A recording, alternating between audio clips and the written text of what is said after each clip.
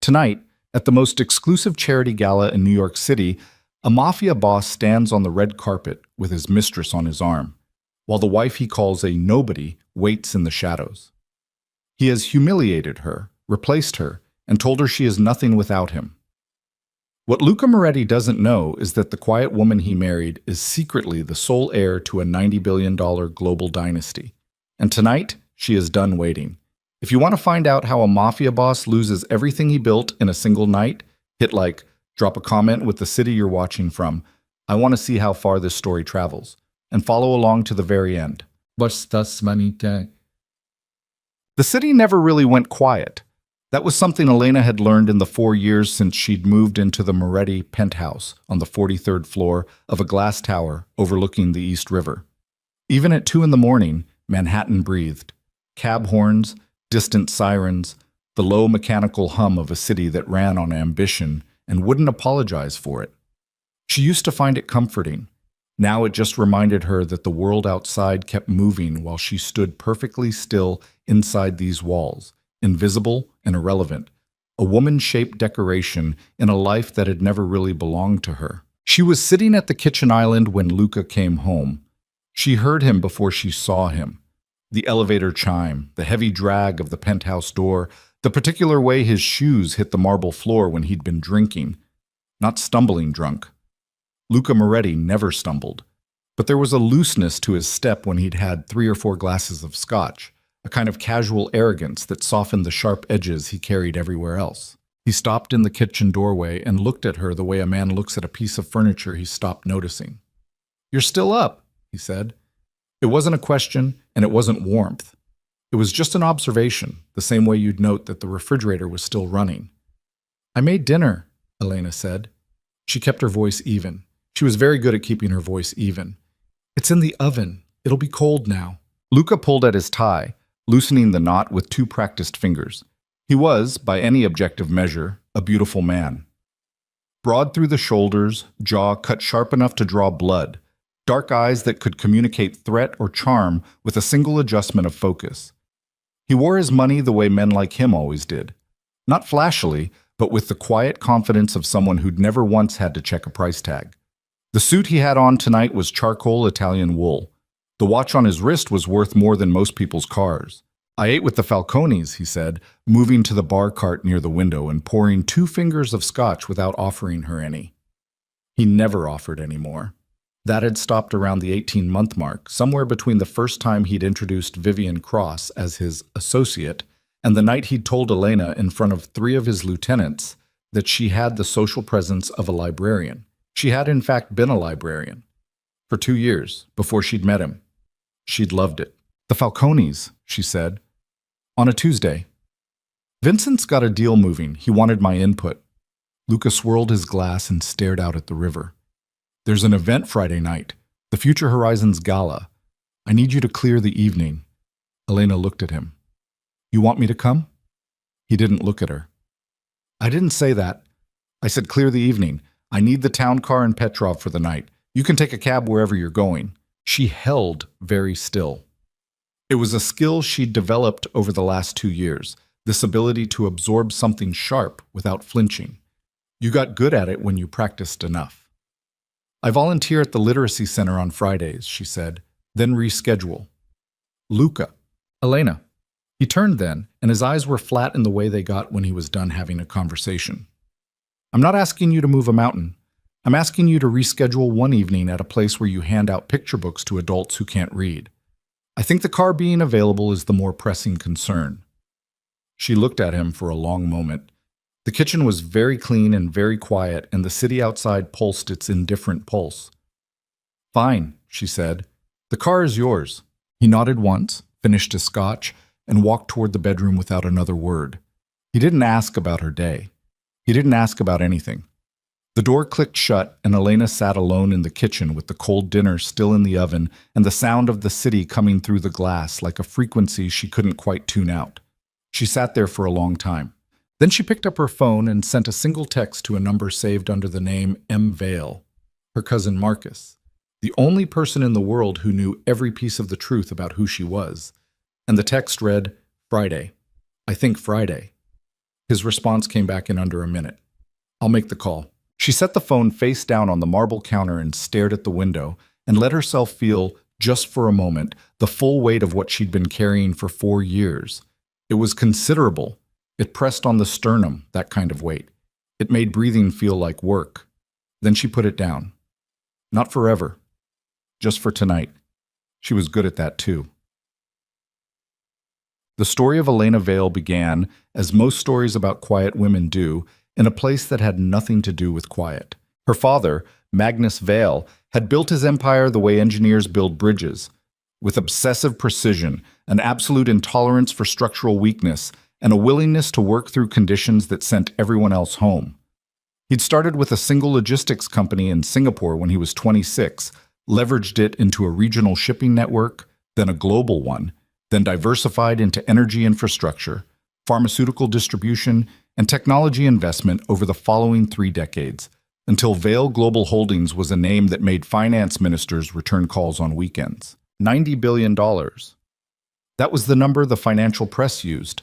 Elena thought it was probably a little low. Magnus had one child, Elena. Her mother, a French architect named Celeste, had died when Elena was 9. An aneurysm, fast and without warning, the kind of loss that doesn't announce itself and leaves no room for preparation. Magnus had mourned in the way powerful men mourn, which is to say, privately and completely. And then he had redirected every atom of his formidable focus onto his daughter. He wanted her prepared, not sheltered, prepared. There was a difference, and Magnus Vale understood it precisely. Elena had grown up moving between Singapore, London, Geneva, and New York, educated at institutions that didn't advertise themselves, trained in languages and finance and negotiation, and the particular kind of stillness that executives cultivate when they want a room to come to them, rather than the other way around. She had also, to her father's occasional bewilderment, developed a genuine love of ordinary things. Libraries, community gardens, the specific satisfaction of a meal cooked from scratch on a Tuesday with no agenda. Magnus had never entirely understood it, but he'd respected it. He respected most things about his daughter, even the ones that confused him. When she was 24, Elena had made a request that he'd sat with for 3 full days before answering. She wanted to live anonymously for a while, to take a position under her mother's maiden name, not Vale, to see what the world looked like when it didn't know who she was, to find out if she could connect with people, with a person, specifically, a partner, without her net worth doing the work for her.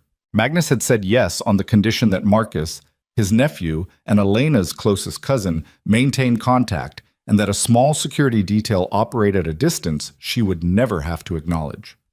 Elena had agreed. She'd moved to New York. She'd taken the library position. She'd lived simply and completely, and found, somewhat to her own surprise, that she loved it. She'd met Luca Moretti at a fundraising dinner 8 months in. He was charismatic in the concentrated, directed way of men who understood exactly what they were doing with their charm. He'd focused on her the way a spotlight focuses. Total illumination, a little blinding, the kind of attention that makes you feel both seen and exposed. He hadn't known who she was. That had been, in the beginning, the whole point. She told herself she was being careful. She'd done research, not on his finances, but on him, the human being, the way he treated people in unguarded moments. He'd seemed decent then. Rough around the edges in ways she'd found appealing rather than alarming. He was building something, she'd thought. He was a man with ambition and drive and a complicated past who was trying to construct something lasting. She'd been wrong. Not about what he was building, about what he was willing to tear down in the process. She found out about the criminal organization slowly, the way you find out about most things that are hiding in plain sight. A name mentioned and then carefully unmentioned.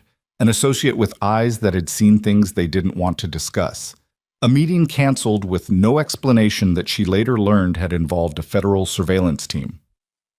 Luca was not a man who'd inherited his position in the Moretti organization. He'd earned it in ways that left no paper trail and considerable human wreckage. By the time she understood the full shape of what he was, she was already in love, or something that had felt like love at the time. She was honest enough with herself now, sitting in this clean kitchen in this glass tower, to acknowledge that what she'd fallen for might have been the idea of him more than the reality. The reality had taken longer to show itself. They married 18 months after they met. Luca had proposed at a private dinner. No audience, no fanfare, which she'd read as sincerity and which she now understood was simply efficiency. He hadn't wanted the complication of a public spectacle before he knew she'd say yes. The ring was extraordinary. The prenuptial agreement arrived 3 days later, delivered by his attorney with an apologetic smile that didn't reach his eyes. Elena had read every word of it. She'd even added a clause that his attorney had skimmed past, assuming it was a minor request about undisclosed assets. It wasn't minor, but she hadn't explained that, and Luca had signed without asking. That was the first time she'd understood that he underestimated her, not the last. The first year of their marriage had been something, not exactly happy, but charged. The kind of early relationship energy that can be mistaken for love because it produces the same physiological symptoms. Luca had been attentive in the way powerful men are attentive when they're still trying to possess something. He'd shown her off selectively, brought her to dinners where she was expected to be decorative and quiet, and she'd played the role without complaint because she'd still been watching, still evaluating, still hoping the better version of him she'd glimpsed in the early months would reassert itself. It didn't. Instead, Vivian Cross appeared. Vivian was 31, the daughter of a politically connected family from Connecticut, and she had the particular kind of polished beauty that required maintenance the way a race car requires maintenance, constant, expensive, and specialized. She moved in Luca's world effortlessly because she'd been born adjacent to it, had grown up understanding the grammar of power and money and how to position yourself within it. She laughed at the right moments. She wore the right things. She never looked uncertain. Elena had watched Vivian appear in their social orbit with the neutral attention of someone who already knows the ending of a story and is simply watching it unfold. She was not naive. She understood what Vivian was. She even understood, on some structural level, why Luca was drawn to her. Vivian was a reflection of what he wanted to see himself as, a partner who matched the image he was building, who amplified his status rather than complicating it. What Elena had not fully anticipated was how quickly he'd stop pretending. It happened at the Hargrove Foundation dinner in November of their second year. Elena had worn a simple dark dress, nothing spectacular, because she hadn't felt spectacular that week, and she'd never seen the point of performing emotions she wasn't having.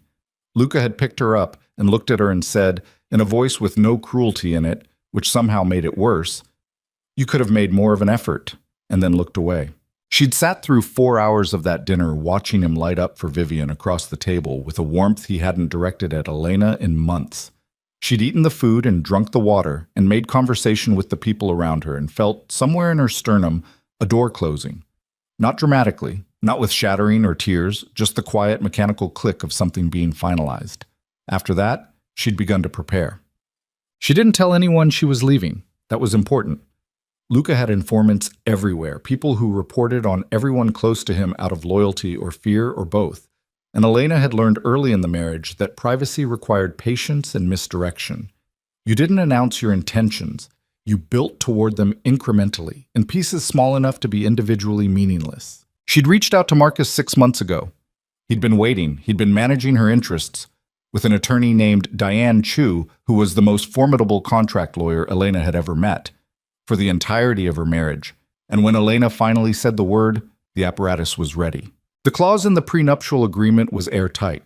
Luca had signed away any claim to undisclosed family assets, defined as any inheritance, family trust, or corporate interest not explicitly listed at the time of signing. Elena's identity as Elena Vale, her father's sole heir, beneficiary of a $90 billion estate held in trust and in corporate structure, had not been disclosed.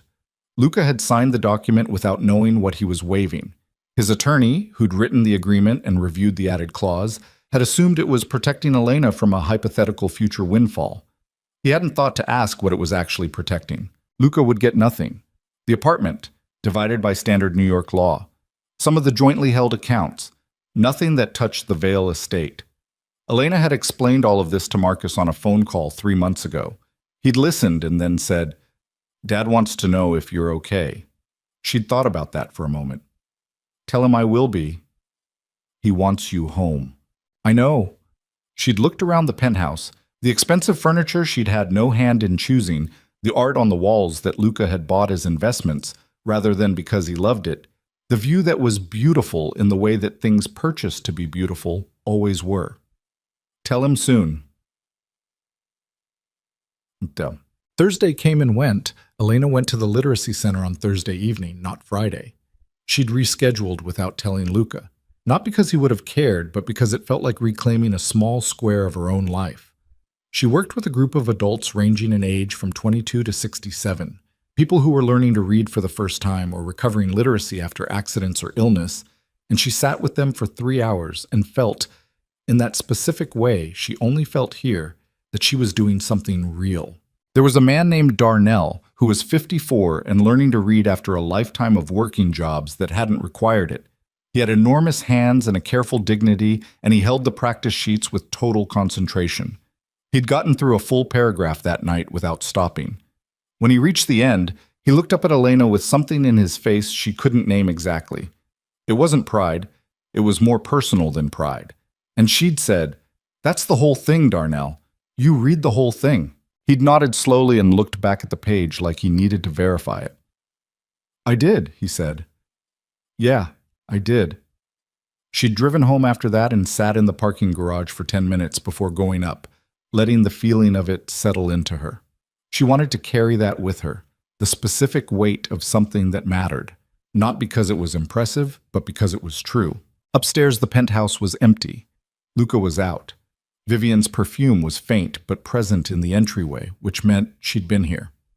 Elena walked through the apartment and didn't let herself think about it, changed into clothes she could sleep in, and called her father. Magnus Vale answered on the second ring. He was 81 years old and in better health than men 20 years younger. His voice was like a piece of old timber, dense and dry with a grain running through it. "Elena," he said. "Hi, Dad." "Marcus told me." "Friday." "Friday," she confirmed. There was a silence that was not uncomfortable.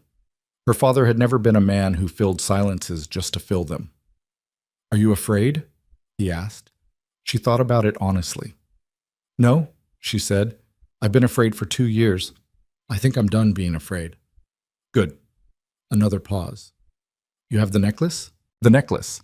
The sapphire piece that had been her mother's, commissioned by Magnus for Celeste on their 10th anniversary.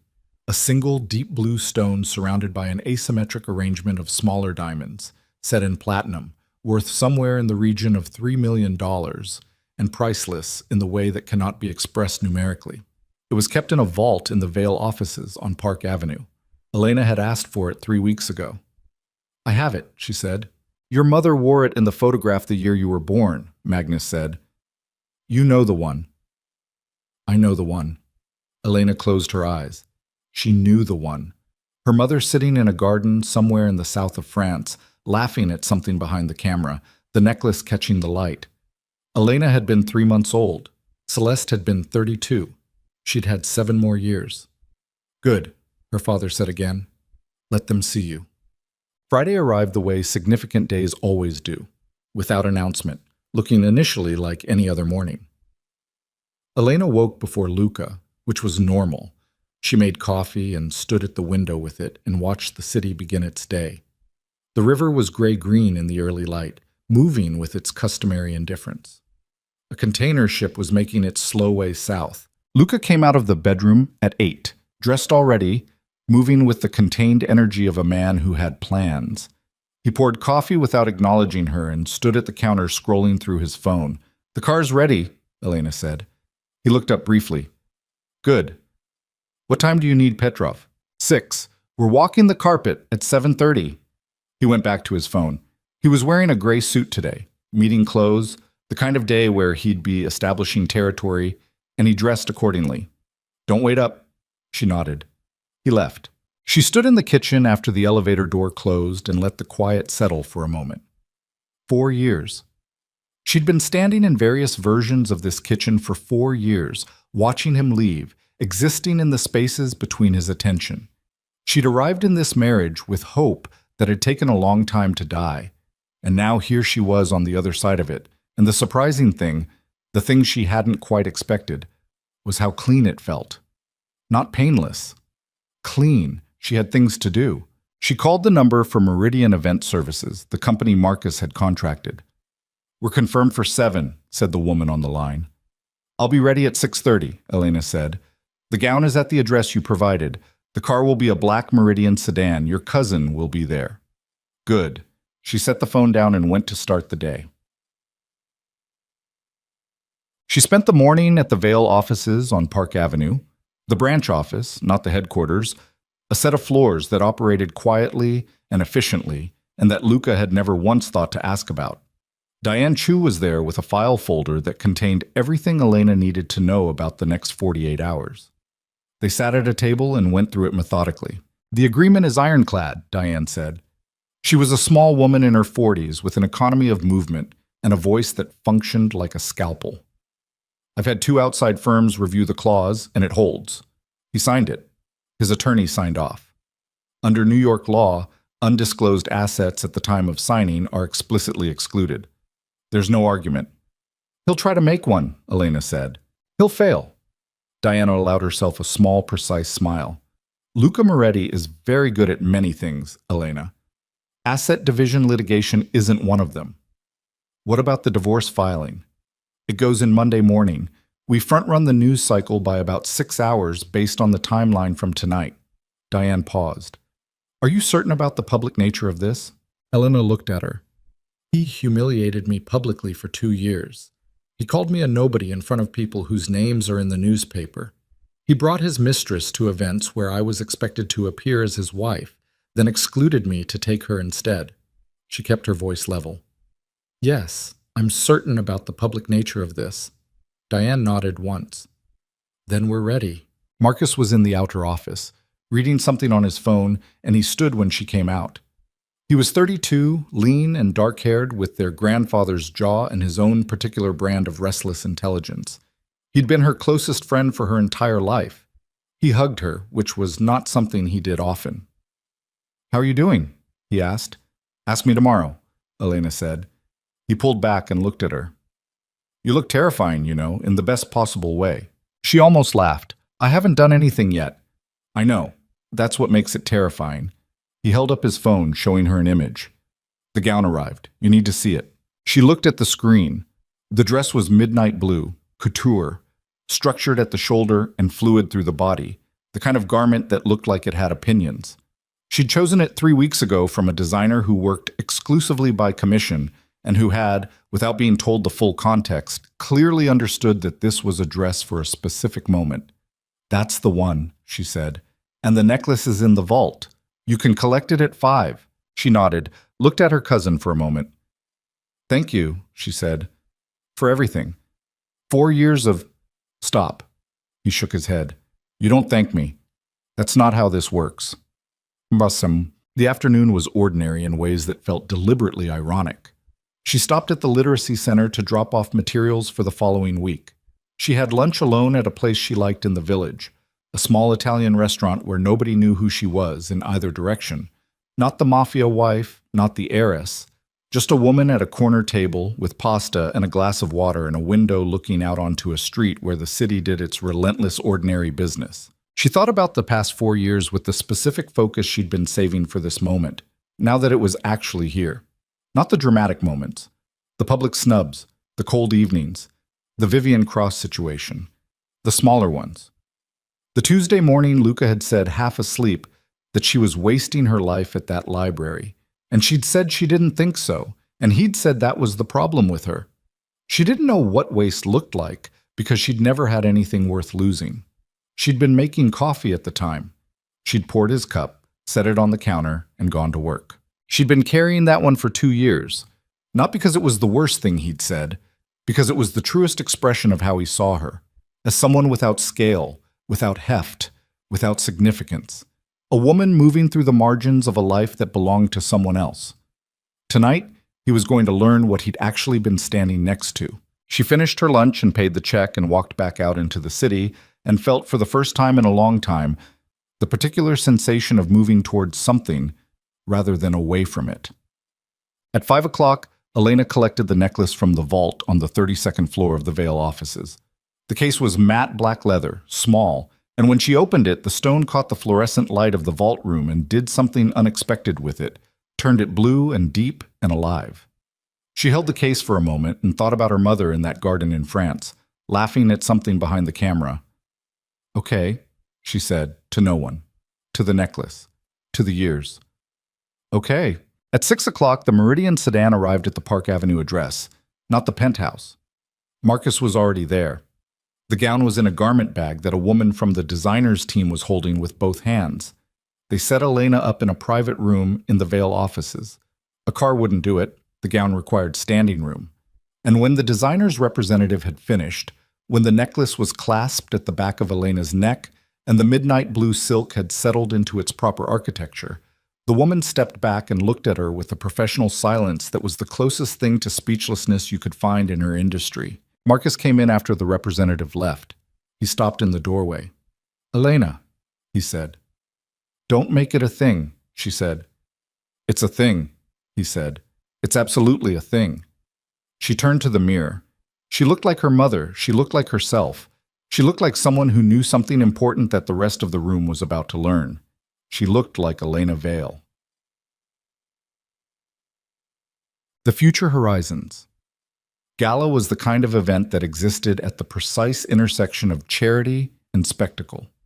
It was held every year at the Grand Meridian Hotel in Midtown, 5 floors of glass and marble commissioned by an architect who had believed passionately in the moral authority of good light. And in its annual execution, it drew exactly the people it was designed to draw.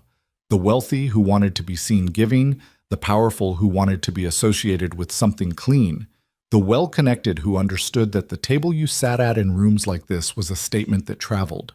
Luca arrived at 7:20 with Vivian on his arm and the easy command of a man who believed he owned every room he entered. He did, to be fair, do it well. He moved through the assembled cameras with the practiced grace of long experience, angling for the photographers he wanted, deflecting the ones he didn't, pausing in exactly the right moments to let Vivian's presence register. She was beautiful tonight. A red gown, hair up, the jewelry he'd bought her catching the light in the specific way expensive things catch light. She held his arm and smiled, and they looked like exactly what he wanted them to look like. He spoke briefly to Vincent Falcone near the entrance, shook hands with a city councilman he owned in 3 different ways, and accepted a glass of champagne from a passing waiter. He was at the top of his world tonight, and he knew it, and he had the relaxed posture of a man who had stopped worrying about things falling apart, because they never did for men like him. He wasn't thinking about Elena. He hadn't been thinking about Elena. She was somewhere on the other side of the city, presumably watching television, or at some library event, or otherwise occupying herself in the low-key, unambitious ways she always occupied herself. He'd used her town car. He'd told her he would. She'd agreed, and that had been the end of it. At 7:45, Luca was midway through a conversation with the president of a hedge fund when the room changed. It didn't change loudly. It changed the way pressure changes, the way you notice it in your ears before you understand what's happening. A shift in attention, a reorientation of bodies. Cameras that had been tracking him suddenly tracking something else, moving with the coordinated urgency of photojournalists who've identified the most significant presence in a room and are running toward it. Luca turned. The entrance to the gala floor was 30 feet away. The crowd between him and it was parting, not in response to any command, but in the instinctive way crowds part when they sense that the person coming through is someone they should make room for. A woman in midnight blue walked through the opening. Luca looked at her and felt a strange, displaced sensation, like a word he knew but couldn't place. The gown was extraordinary. The stone at her throat caught the light and threw it back as something altogether different. Her posture was the posture of someone who had spent a lifetime being looked at and had long since stopped caring whether anyone was watching. He knew the necklace. He'd seen photographs of it. Every person in the financial press who'd ever profiled Magnus Vale had published the photograph of Magnus's late wife wearing it. It was one of those objects that achieved a specific kind of visual fame, recognizable enough to function almost as a logo for an entire dynasty. The woman wearing it turned her head and found him across the room with an ease that told him she'd known exactly where he was standing. It was Elena. Luca's champagne glass stopped halfway to his mouth. Not Elena Moretti. Not the woman from his penthouse who scheduled time at literacy centers and wore simple dresses and had no social media presence and never seemed to want anything he was capable of giving. Not the woman he'd told 3 months ago that she had the personal magnetism of a substitute teacher. Not the woman he dismissed in 40 different ways over 4 years because she'd seemed constitutionally incapable of being dismissed. Her eyes met his across the room, and in that look, steady, clear, with not a single atom of performance in it, Luca Moretti felt for the first time in longer than he could remember the cold structural sensation of something going very wrong. The cameras reached her. The questions started. Someone in the press line said a name that Luca heard through the rising noise, a name that processed slowly, that took 3 full seconds to complete its passage through his understanding. Elena Vale. He heard it again, confirmed it. Felt his mind do the thing it did when faced with information that couldn't be integrated quickly, a kind of cognitive stutter, a refusal, and then coming through on the other side of the refusal, the beginning of understanding. $90 billion. Magnus Vale's daughter. His wife. Vivian said something beside him. He didn't hear it. He was looking at Elena, who was now answering a reporter's question with the composed, precise ease of someone who had been answering questions in rooms like this since before she could drive, and the specific quality of her composure, unhurried, unimpressed, completely at home, was telling him something about how thoroughly and completely he had misread every single day of the past 4 years. She hadn't been hiding from the world, she'd been waiting, and the wait, as of this moment, was over. Vivian's hand tightened on his arm. "Luca," she said. "Who is that?"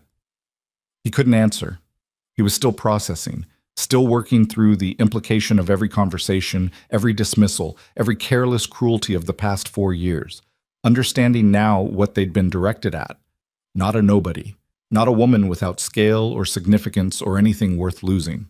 A woman who had let him believe all of that while she decided what to do with the information. "Luca." Vivian's voice had an edge now. "I asked you a question." He turned to look at her and saw, in the new light of what he was beginning to understand, how she registered what was in his face.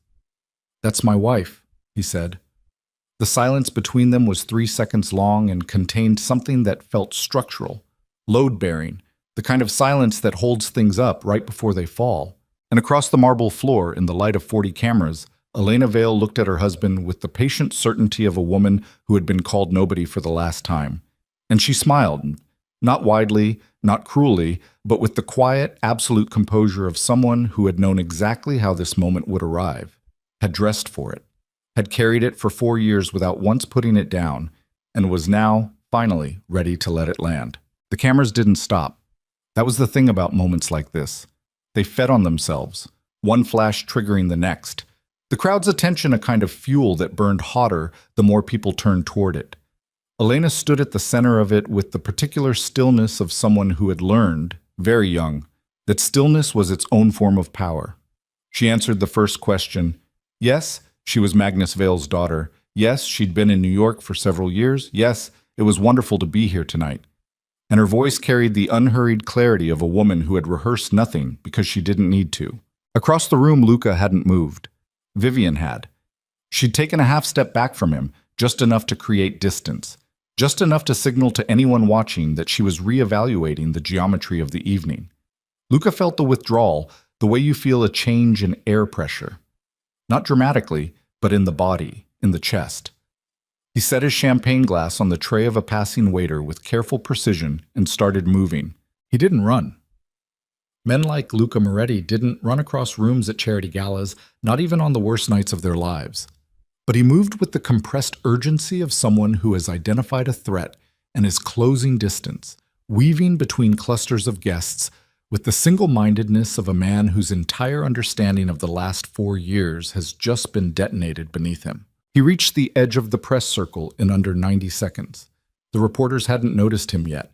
They were still aimed at Elena, still producing the questions that would fuel 3 news cycles, still not quite believing the story that had walked through the front door in a midnight blue gown and a necklace worth more than most buildings.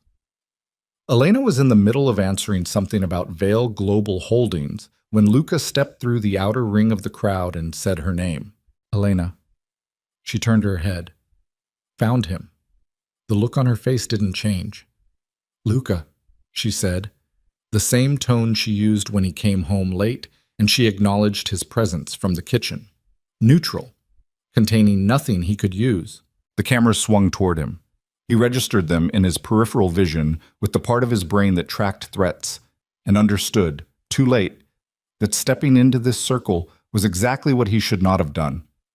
But he was already here, and Luca Moretti had never once in his life backed away from a thing he'd already started. "Can I have a minute?" he said.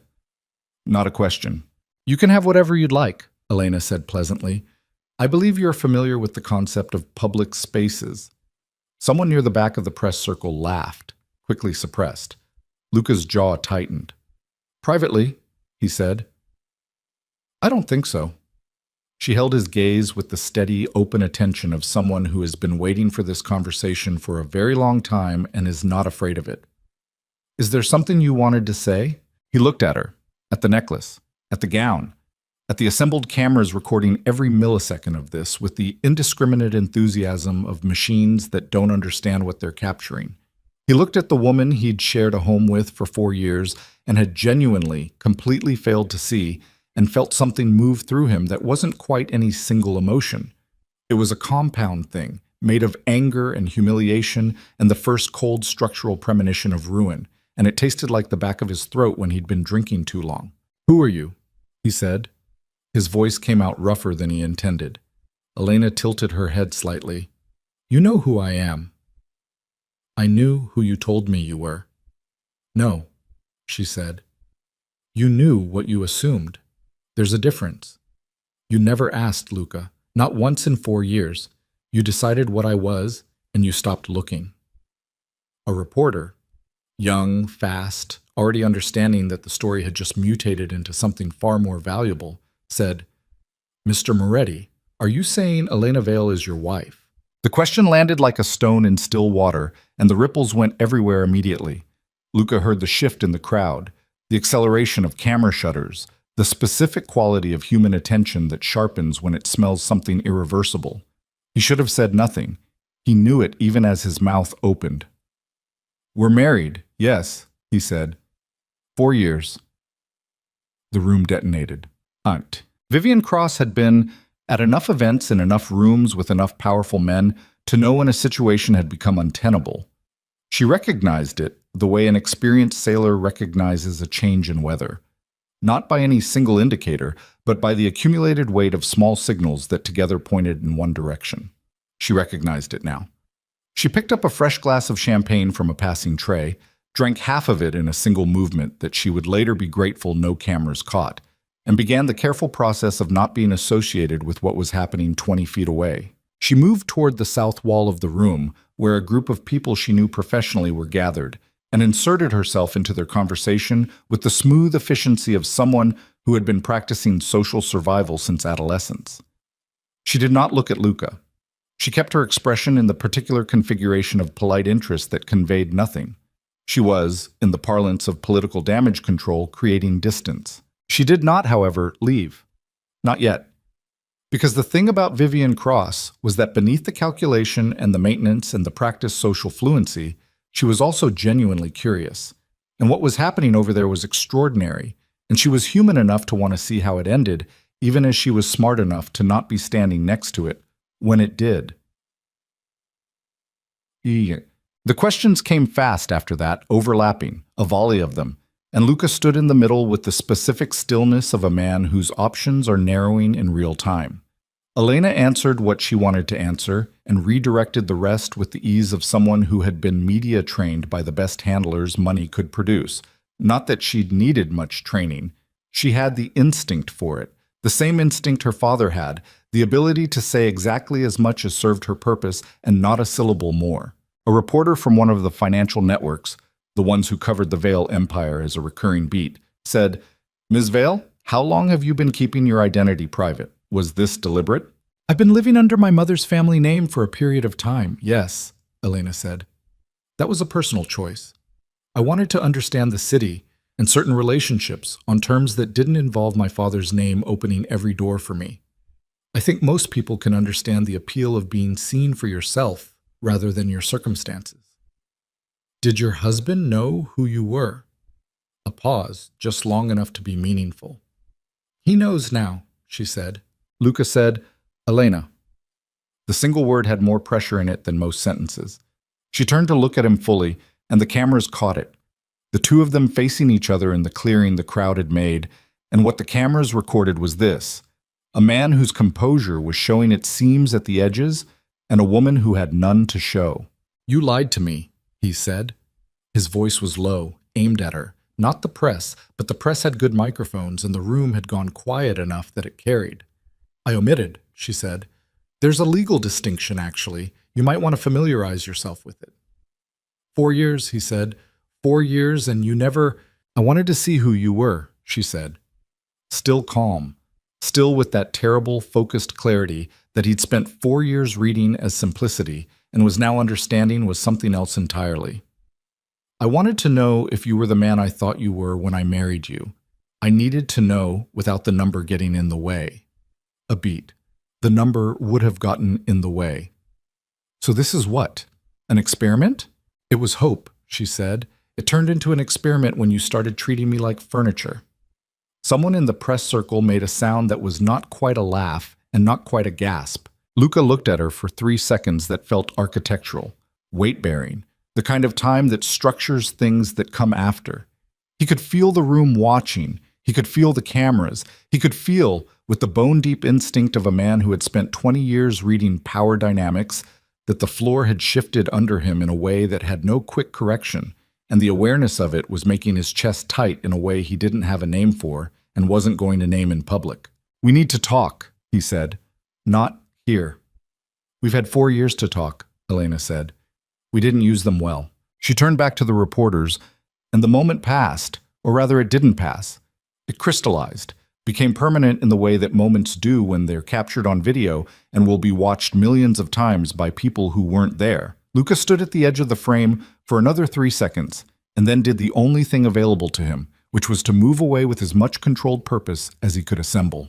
Well, he found a corner near the bar that wasn't covered by the press pool, and stood there with a glass of scotch he didn't remember ordering and tried to think. It was harder than usual. His thoughts kept sliding off the surface of what he was trying to hold on to, kept returning to specific images. Elena in the kitchen making coffee. Elena in the passenger seat of the car, looking out the window at nothing. Elena at the Hargrove dinner in her plain dark dress, watching him across the table with the expression he'd read as passive endurance, and was now rereading as something altogether different. She'd been watching him. For 4 years she had been watching him with the calibrated attention of someone gathering information they intended to use, and he'd looked at that attention and seen nothing because he'd already decided there was nothing to see. Vincent Falcone appeared at his elbow. Vincent was 56 and built like a man who'd once done his own violence, but had since delegated it, compact and heavy-shouldered with a face that conveyed the minimum necessary. He looked at Luca and said nothing for a moment, which with Vincent meant he was deciding something. "Your wife," Vincent said. "Yeah. Elena Vale. It would appear." Vincent picked up a glass from the bar and held it without drinking. "Magnus Vale's daughter." "I know who her father is, Vincent." "Do you know what this looks like?" Luca said nothing. "It looks like," Vincent said, slow and level, "a man who married into $90 billion without knowing it, which means either he's the unluckiest genius in New York or he's the most expensive idiot." He paused. "The press is going to run both interpretations, and neither one is good for business." "I didn't know," Luca said. "I understand that."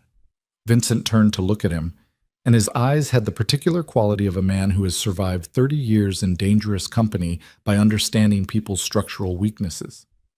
"The question isn't what you knew. The question is what you did with what you had. And from what I just watched—" He stopped. "Let that sit for a moment.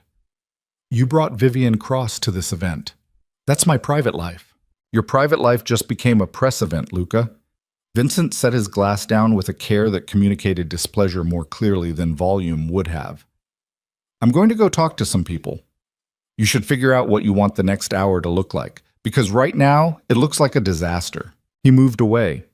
Luca stood with his scotch and the noise of the room pressing in from all sides and felt the very specific sensation of having been outmaneuvered by someone he'd never seen coming, and underneath that sensation, taking its time to surface, was something rawer and less manageable.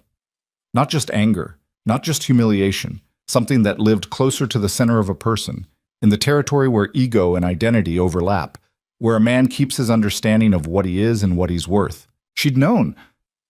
For 4 years, she'd known exactly what she was, and she'd stood in his kitchen making coffee while he told her she didn't know what waste looked like because she'd never had anything worth losing.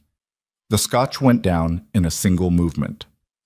Across the room, Elena was moving through conversations with the fluid ease of someone who had grown up in these rooms, who knew their grammar and their rhythms, who understood that the social architecture of events like this could be worked like any other system if you understood the underlying structure. She spoke with the CFO of a pharmaceutical company, with the deputy director of a foundation she intended to partner with 3 journalists who were writing 3 different stories about her appearance tonight, and who were, by the end of each conversation, writing slightly different versions than they'd started with, versions that had her fingerprints on them. Marcus was 20 feet away at all times, not hovering but present, the way a good wingman operates.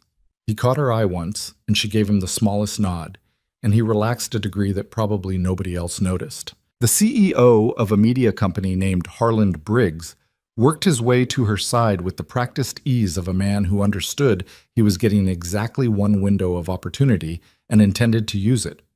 Briggs was 62, silver-haired, the kind of man who played 4-dimensional chess in boardrooms and thought he was the only one doing it. "Elena Vale," he said, as though confirming a fact he found pleasing.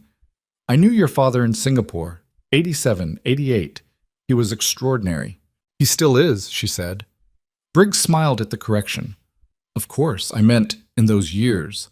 The ambition was palpable. You could feel it in the room." He glanced toward the area where Luca was still standing, more visible now because the press had thinned, but the strategic observers, the ones who mattered, were all tracking him in their peripheral vision.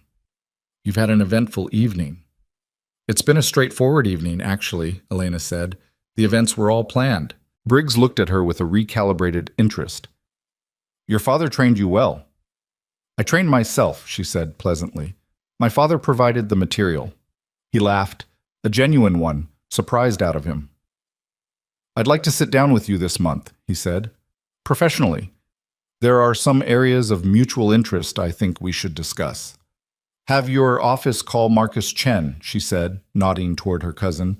"He manages my calendar." She moved on before Briggs could extend the conversation. Not because she was done with him, but because leaving while he still wanted more was better positioning than staying until he was satisfied.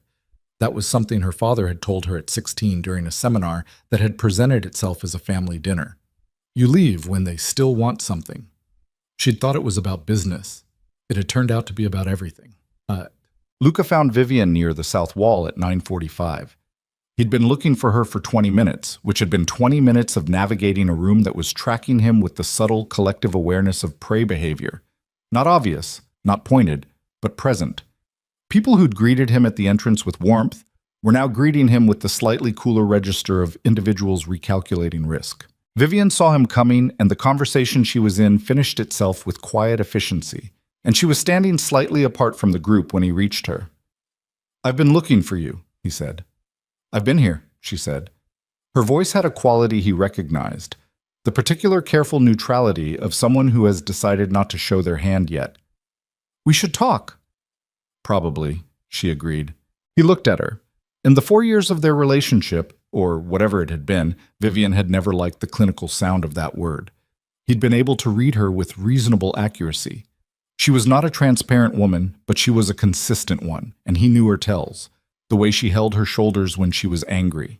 The specific position of her hands when she was managing down an emotion she didn't want him to see. Her hands right now were clasped in front of her, fingers interlaced, which was not a natural resting position for her, and which told him something about the effort the evening was costing her. "She's your wife," Vivian said. "Yes." "Elena Vale." "Yes."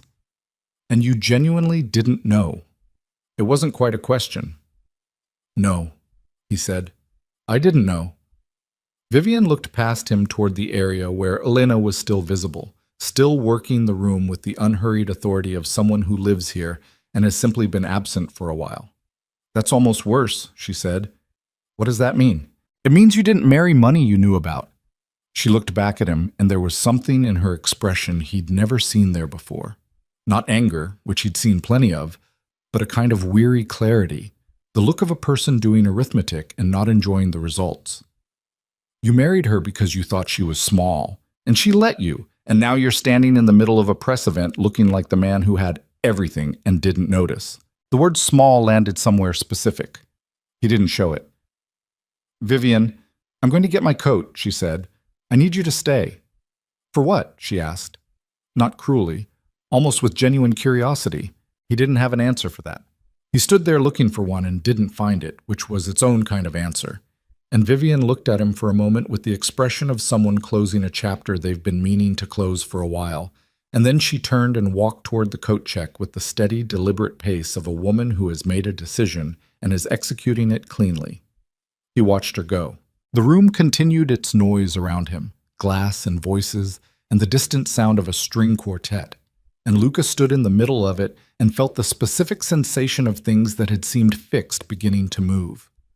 Business relationships operated on reputation, and reputation operated on perception, and his perception, in this room tonight, was changing in real time in ways he couldn't quantify yet, but could feel the way you feel a shift in weather before the rain. He pulled out his phone.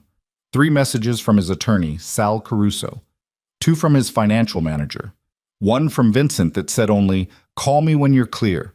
No calls from associates who usually texted on Friday nights. No calls from the 3 business partners who'd been in the room earlier and who he'd seen speaking together in the corner 15 minutes ago before they'd left. He was not a man who panicked. He'd built 20 years of a life that required the opposite of panic, that required the kind of cold operational clarity that operated best in conditions designed to produce terror. He assembled that clarity now, brick by brick, and looked at the situation he was standing in. She had known the entire time.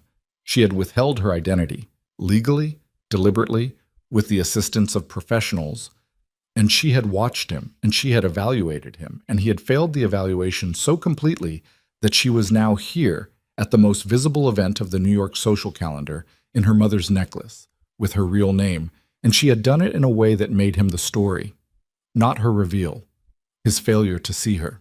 He put his phone in his pocket and started walking toward her. Man. She was in conversation with 2 women from a philanthropic foundation when she saw him moving.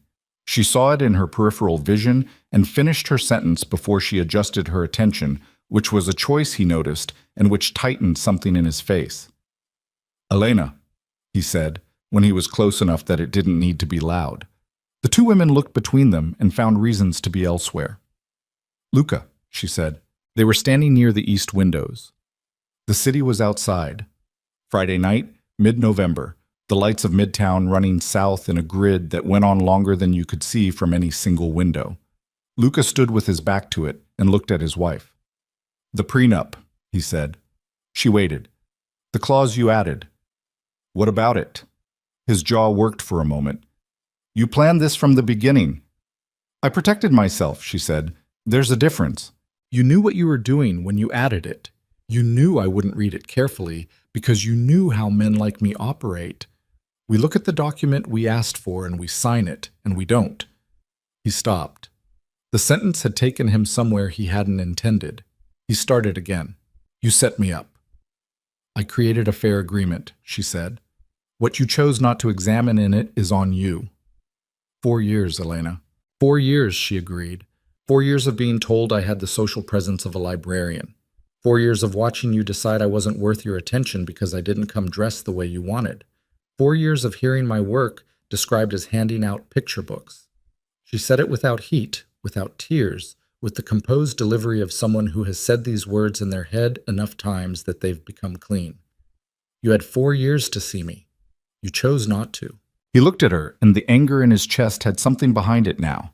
Something that might in another man have been remorse, but in Luca Moretti expressed itself as a harder kind of fury, because remorse required the admission of something he was not yet built to admit. "What do you want?" he said. "I want a divorce," she said simply. "The papers are filing Monday. Diane Chu is handling it." The name registered. He knew Diane Chu by reputation. Everyone in New York who'd ever been near a significant contract dispute knew Diane Chu by reputation, and the reputation was not comfortable. "You've been planning this." "For 6 months. Yes, 6 months." He processed that. The timeline of the past 6 months reordered itself with this new information running through it, and none of what he saw was useful to him. All of this, he gestured, a small contained movement that encompassed the room and the cameras and the necklace and the gown. This was orchestrated. Yes, she said. Why like this? Why not just... Because you humiliated me publicly, she said, and for the first time the composure had something underneath it, not quite heat, but the memory of heat, the scar tissue of it. Repeatedly, in front of people. You brought her to events where I was supposed to be your wife and told me to take a cab. You told men you respect that I was ordinary. You looked at me in rooms full of people and made sure everyone could see that you had stopped seeing me. She paused. One breath. So yes, I wanted one night where you understood publicly what you had been standing next to. The string quartet in the far corner had shifted to something slower. The room breathed around them, oblivious and not oblivious. The way rooms are at events like this, where everyone is pretending not to watch the most interesting thing happening. Luca looked at Elena Vale, at his wife, at the woman he'd spent 4 years not seeing, and felt the ground continue its slow reorganization beneath him. He felt his phone vibrate in his pocket for the 4th time. He felt the particular quality of a room that has made a judgment and is in the process of acting on it, the social machinery of consequence, beginning its rotation. And he understood, standing there, that this was not the beginning of a bad night.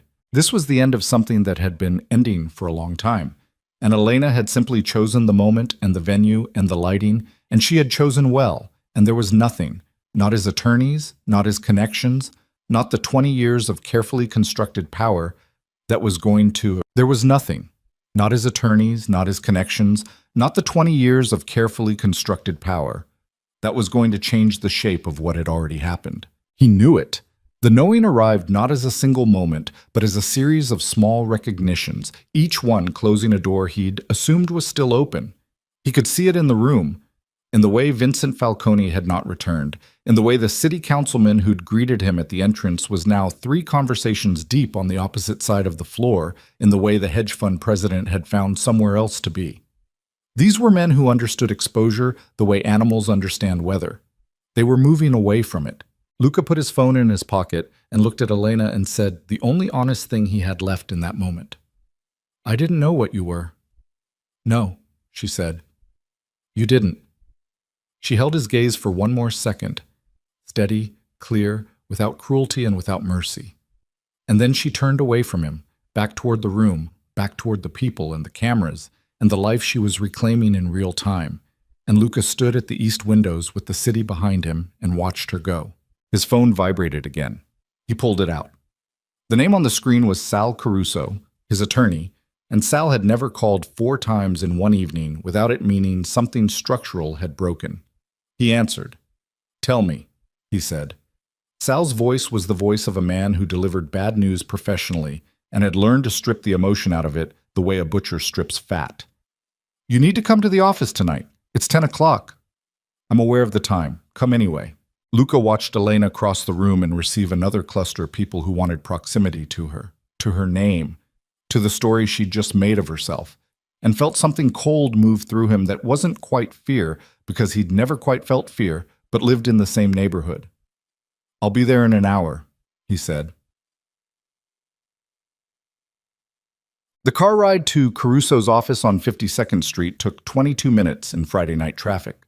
Luca sat in the back and did not look at his phone and did not think about Elena and thought about almost nothing else. The city moved past the windows with its customary indifference. He'd always liked New York at night from inside a car. The compressed version of it, the way the lights compressed distance, the way everything looked manageable from this remove. It didn't look manageable tonight. Sal Caruso's office occupied half a floor of a building that didn't advertise its tenants. Sal was 60. A former federal prosecutor who'd crossed the aisle 20 years ago and never looked back, and his office looked like the inside of his mind, dense with files, precise in its organization, containing nothing that hadn't been placed there deliberately. He was behind his desk when Luca came in, jacket off, which meant he'd been there for hours. His associate, a young woman named Brianna Park, who was the sharpest person in any room she entered and who Sal kept at his side for exactly that reason, was at the small conference table with a laptop and 3 legal pads covered in notes. "Sit down," Sal said. Luca sat. "Talk." "The prenuptial agreement." Sal opened a folder and turned it to face Luca across the desk.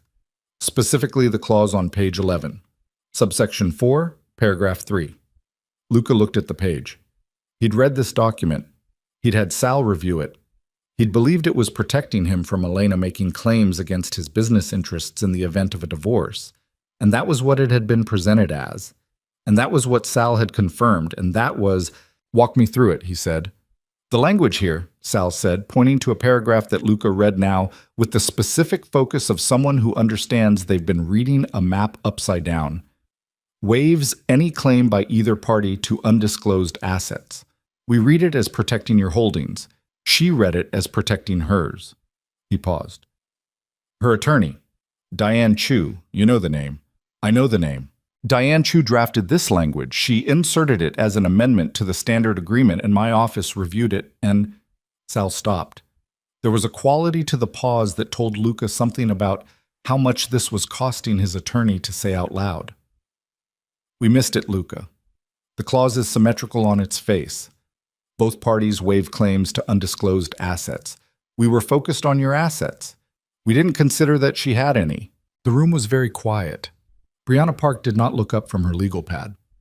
"What does that mean?" Luca said, specifically. "It means that her inheritance, her stake in Vail Global Holdings, the trust structure, the entirety of the Vail estate, none of it is reachable. She had it at the time of signing. It wasn't disclosed. The clause holds under New York law. I've had 2 partners look at it tonight since her name hit the wire." Sal held eye contact because he was the kind of man who delivered information directly when he'd failed and understood that looking away was worse. "We have no claim. Not to the estate, not to the holding stake, not to anything that traces back to Vail." Luca sat with this for a moment. The number moved through his mind, $90 billion, and the geometry of it, the sheer scale of what he'd been adjacent to for 4 years without knowing, produced a sensation he'd never had before in a business context, a kind of vertigo. The floor was the same floor it had been 3 seconds ago, and it felt like a different floor. "The apartment," he said. "Standard division. New York law. Whatever's jointly held. The accounts. Joint accounts, yes. Business accounts are yours. They're clean." Sal leaned forward slightly. "Luca, the business accounts are the immediate concern, not the divorce settlement." "What does that mean?" Sal looked at him. "Diane Chu filed a request for financial disclosure this evening at 9:17. It was time-stamped 3 minutes after your exchange with Elena at the Gala became public record. They've been running parallel tracks. The social event was one piece of it. The legal apparatus was already moving. Luca felt the shape of it then. The full architecture of what she'd built. Not one plan, but 2. The public event, which was the visible face of it, the cameras and the gown and the necklace and the room full of witnesses. And underneath that, invisible, the legal infrastructure that had been in motion for 6 months, waiting for tonight to activate. One track for his reputation, one track for his finances. "The disclosure request," he said. What are they after?" "Everything," Sal said. "Standard divorce procedure, but given the public nature of tonight, given that there are now approximately 40 journalists who have the story and are running it as of—" Brianna turned her laptop around so he could see the screen. "A financial news site. The headline was already there. Mafia boss's wife revealed as $90 billion heiress at NYC Gala. The timestamp was 40 minutes ago. Given all of that," Sal continued, "the financial disclosure is going to produce scrutiny from the press, from the public, potentially from others." The word "others" sat in the room with the specific weight of a word chosen because the more accurate word was too dangerous to say in an office with walls. "Federal," Luca said. Sal said nothing, which was its own kind of answer. Luca looked at the laptop screen. The headline was there, and there would be more headlines, different angles, different pieces of the story being assembled in real time by people who were very good at assembly. He thought about the financial disclosure. The business accounts Sal had called clean. They were clean in the sense that they had been constructed to appear clean, which was a different thing. And in the ordinary course of events, the distinction was academic, because the ordinary course of events didn't involve a $90 billion divorce filing, generating federal interest in a Friday night. What's my exposure? He said. Depends on how deep they look, Sal said, and how motivated they are. He paused again. The story tonight made you a public figure in a way you haven't been before. The Mafia Association is public record. The Moretti name is known. But you've been careful. The businesses have been structured carefully. The question is whether the divorce proceeding creates an avenue they can use to look at things that have been off limits. Can we slow the filing? We can contest certain elements. We can request extensions. We can... Sal stopped. We can delay. We cannot prevent. The clause holds, Luca. I've had 3 people look at it. Diane Chu wrote it clean. There's nothing in it to attack. Luca sat back in his chair and looked at the ceiling for a moment, the way a man looks at a ceiling when he's running out of other places to look. Then he looked back at Sal. She knew about the federal exposure, he said. It wasn't a question. He was thinking out loud, working through the architecture of what she'd built. She knew that a public divorce filing would generate this. Almost certainly, Sal said. She used it. She created conditions that produce pressure on multiple fronts simultaneously. Sal said it without inflection, the way you describe a mechanism. The press exposure makes you visible. The visibility creates interest. The interest creates scrutiny. The scrutiny creates... He stopped. Leverage, Luca said. That's one word for it. He sat there with the comprehensive wreckage of the evening spread across the desk in legal documents and search results, and Sal's careful, damaging recitation of facts. He was thinking about Elena in that kitchen at 2 a.m, making coffee. He was thinking about the way she'd looked at him across the Gala floor when his name registered with the press. The look that had taken him 3 seconds to process, and which he now understood completely. It wasn't triumph. It wasn't anger. It was the look of someone who had waited long enough and was finally setting something down. He'd called her ordinary for 4 years. He'd called her a nobody. She'd been building a case. Boss. He left Caruso's office at 11:40 and stood on the sidewalk on 52nd Street and let the cold hit him. November in New York had a particular quality at this hour, sharp and clear and without sympathy. He stood in it for a moment without moving.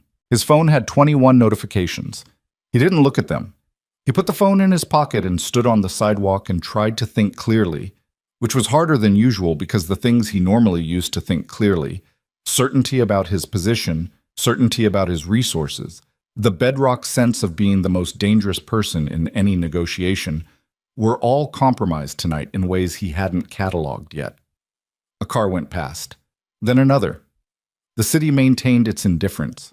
He started walking. He needed to move.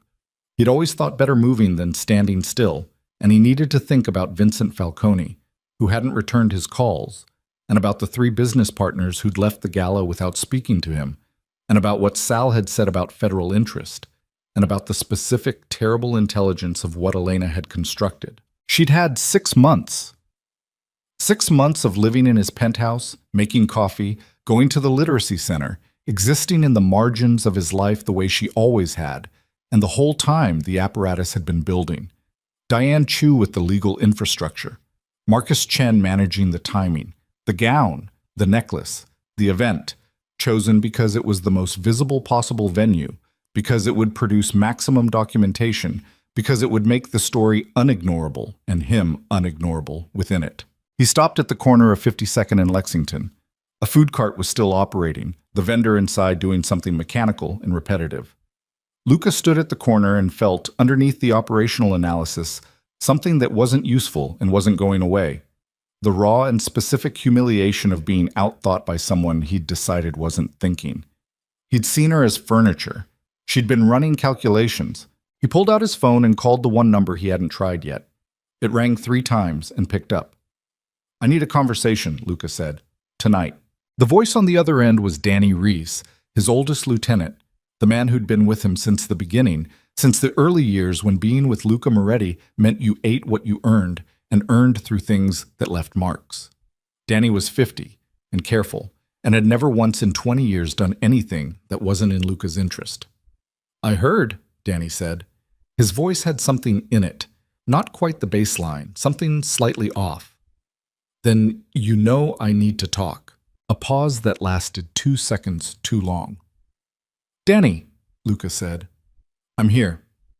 Come to the apartment, half an hour. Another pause. Shorter this time, but still there, still containing that quality Luca couldn't quite read and was beginning to dislike intensely. I've got a situation tonight, Luca. Tomorrow morning. Tonight, Luca said. Half an hour. He hung up before Danny could respond and stood at the corner with the phone in his hand and felt the edges of something he wasn't ready to name. Danny Reese did not have situations on Friday nights that prevented him from responding to a direct call. Danny Reese had not had a situation of that kind in 20 years. The pause had been 2 seconds too long, and the voice had been 2 degrees too careful, and Luca had spent 20 years reading those degrees in other men, and he was reading them now in the man he'd trusted most, and the reading was producing a result he needed to be wrong about. He walked the remaining 12 blocks to the penthouse. He didn't take a car. He needed the air and the movement and the time. He went through the lobby and rode the elevator to 43 and let himself into the apartment and stood in the entryway in his coat. The penthouse was dark except for the ambient light of the city coming through the floor-to-ceiling windows. Elena's things were here. Her coat on the hook by the door, the specific coat she wore to the literacy center, dark green and practical. Her books on the side table, the evidence of her presence threaded through a space he'd thought of as his. He moved to the living room and sat down without turning on a light and looked at the city through the glass. He sat there for 25 minutes. His phone produced notifications he didn't read. His mind worked steadily through the structure of his situation and kept arriving at the same set of conclusions, none of which were acceptable, all of which were probably accurate. At 11 minutes past midnight, the elevator chimed. Danny Reese came into the apartment and found Luca in the dark and didn't ask why the lights were off, which told Luca something. A man with a clear conscience asks about the dark. Danny moved to the living room and sat across from him without being invited to sit, which told Luca something else. Talk, Luca said. Danny was a compact man with gray in his hair and hands that had done considerable work in their time. He sat with his elbows on his knees and looked at the floor for a moment before he looked at Luca, and that moment, brief, maybe 3 seconds, was 3 seconds in which everything that came after was visible to anyone paying attention. There's something you need to know, Danny said. Luca said nothing. He kept his face clean and his breathing even. These were things he could control. He controlled them. The Falcone meeting Tuesday, Danny said. Vincent didn't call it for a deal. Then why? Danny's jaw worked. He was a man who delivered bad news before, and he wasn't comfortable, and comfort wasn't the point. He called it because of you, because of the direction things have been moving. The Hargrove situation last spring, and then the Delano contract falling through, and... He stopped, recalibrated. There's been conversation, Luca, about the organization, about whether the current structure is... Say it clearly, Luca said. His voice was very quiet. The quieter Luca Moretti's voice got, the more dangerous the air in the room became, and Danny knew this, had known it for 20 years, and was saying what he was saying anyway, which meant the situation had outgrown the usual deterrents. Vincent is moving to restructure, Danny said. The conversation Tuesday wasn't about a deal. It was about removing you from the primary position, temporarily, while the exposure from tonight gets managed. The room was completely quiet for 5 seconds. Temporarily, Luca said. Danny looked at him and said nothing, which was the answer. And you were at the Tuesday meeting, Luca said. The pause was shorter this time. Danny was past the point of managing his tells. Yes, you were at the meeting where they discussed removing me. I was. And you didn't tell me. Danny looked at him with the specific expression of a man who has done something he can't undo and has made his peace with it in the way that people make peace with things they can't undo, imperfectly, with residue. I needed to understand the scope of it first. I wasn't sure it was real. I thought it might be preliminary conversation. Nothing. Danny. The single word closed the sentence like a door. Silence. 20 years, Luca said. He didn't say it with heat or with grief. He said it the way you state a number on a balance sheet. 20 years and you sat in that room. I sat in the room, Danny said. I didn't agree to anything. You sat in the room and you didn't call me. Danny looked at him steadily. There was something in his face that wasn't quite guilt and wasn't quite defiance, something that lived between them. in the territory of a man who has run a calculation and arrived at a result he isn't proud of but has decided to live with. The situation has changed, Luca. Tonight changed it further. Vincent and the others, they're not wrong that the exposure creates problems. The federal angle, the press, don't. Luca stood up. Not quickly, not with the energy of anger, but with the slow, deliberate movement of a man who has decided the conversation is over. He stood and looked at Danny Reese, who he'd eaten with and worked with and trusted in the absolute and unreserved way that you only trust people you've been in real danger with. And he looked at him with the clean, cold recognition of someone seeing a thing clearly for the first time. "You've already decided," he said. Danny said nothing. "You're here because you thought you owed me the face-to-face," Luca said, "not because you're still with me." The silence that followed was 3 seconds long and confirmed everything, and Luca stood in his dark living room with the city behind him and understood that in the space of one Friday night he had lost the following: his wife, the illusion of who his wife was, his best attorney's confidence, his financial position relative to the divorce, his primary lieutenant, and the organizational support of the structure he'd spent 20 years building. He understood it with the same cold operational clarity he brought to everything, and he stood in it and let it be as large as it was. Danny stood. He moved toward the elevator with the careful pace of a man leaving a room that might still be dangerous and knowing it. He stopped with his hand on the elevator panel. "For what it's worth," he said. "It's worth nothing," Luca said. "Go." The elevator door closed. Luca stood alone in the dark penthouse with Elena's coat on the hook by the door, and the city producing its indifferent light through 43 floors of glass, and he felt the ground beneath him for what it actually was. Not solid, not permanent, not the foundation he'd believed it to be, but something he'd constructed from materials that had always had their limits. And those limits had been reached, and he was standing on the other side of them now in territory he had never prepared for because he had never once seriously believed he would arrive. He stood there for a long time after the elevator closed. The city outside the windows kept doing what the city always did. Indifferent, relentless, burning its 10,000 lights into the November dark. And Luca Moretti stood in his living room with his coat still on and felt the specific quality of a man who has reached the end of a long road and found nothing at the terminus except the evidence of his own decisions. He didn't sleep. He sat in the chair by the window until 3 in the morning, and then he got up and made coffee because making coffee was something to do with his hands, and his hands needed something to do. He stood at the counter and drank it black and looked at Elena's coat on the hook by the door and thought about 20 years of building something that had, in the space of one night, shown him what it was made of. Not nothing. He was clear-eyed enough to see that. The organization was real, the money was real, the power he'd accumulated was real, but it had been built on the assumption that he was the most dangerous variable in any situation he entered, and that assumption had been wrong, and the wrongness of it had been sitting in his kitchen for 4 years making coffee and going to the literacy center and watching him decide she wasn't worth watching. At 4 in the morning, he called Sal Caruso. Sal answered on the second ring, which meant he hadn't slept either. "I need options," Luca said. "I've been working on options," Sal said. "Come in at 7. He was there at 6:50. The options, as Sal laid them out across the conference table in the gray early light of a Saturday morning, were not good. They were the options available to a man in a position that had been architecturally compromised, workable, but requiring the kind of concession that left marks. The divorce proceedings were essentially uncontestable on the asset question. Diane Chu's clause held. Luca would receive his share of jointly held property under standard New York law, which amounted to the apartment they'd need to negotiate the buyout, and the joint accounts, which were substantial but not transformative. The Vail estate was untouchable. The Vail Global Holdings stake was untouchable. Everything that made Elena Vail who she was on paper was on the other side of a legal wall that Sal's 3 partners had now examined from every angle and found without a seam. "The disclosure request," Sal said. "We can push back on scope. We can argue that certain business entities are outside the marital estate and therefore not subject to—" "Will it hold?" Luca said. Sal's pause was brief and honest.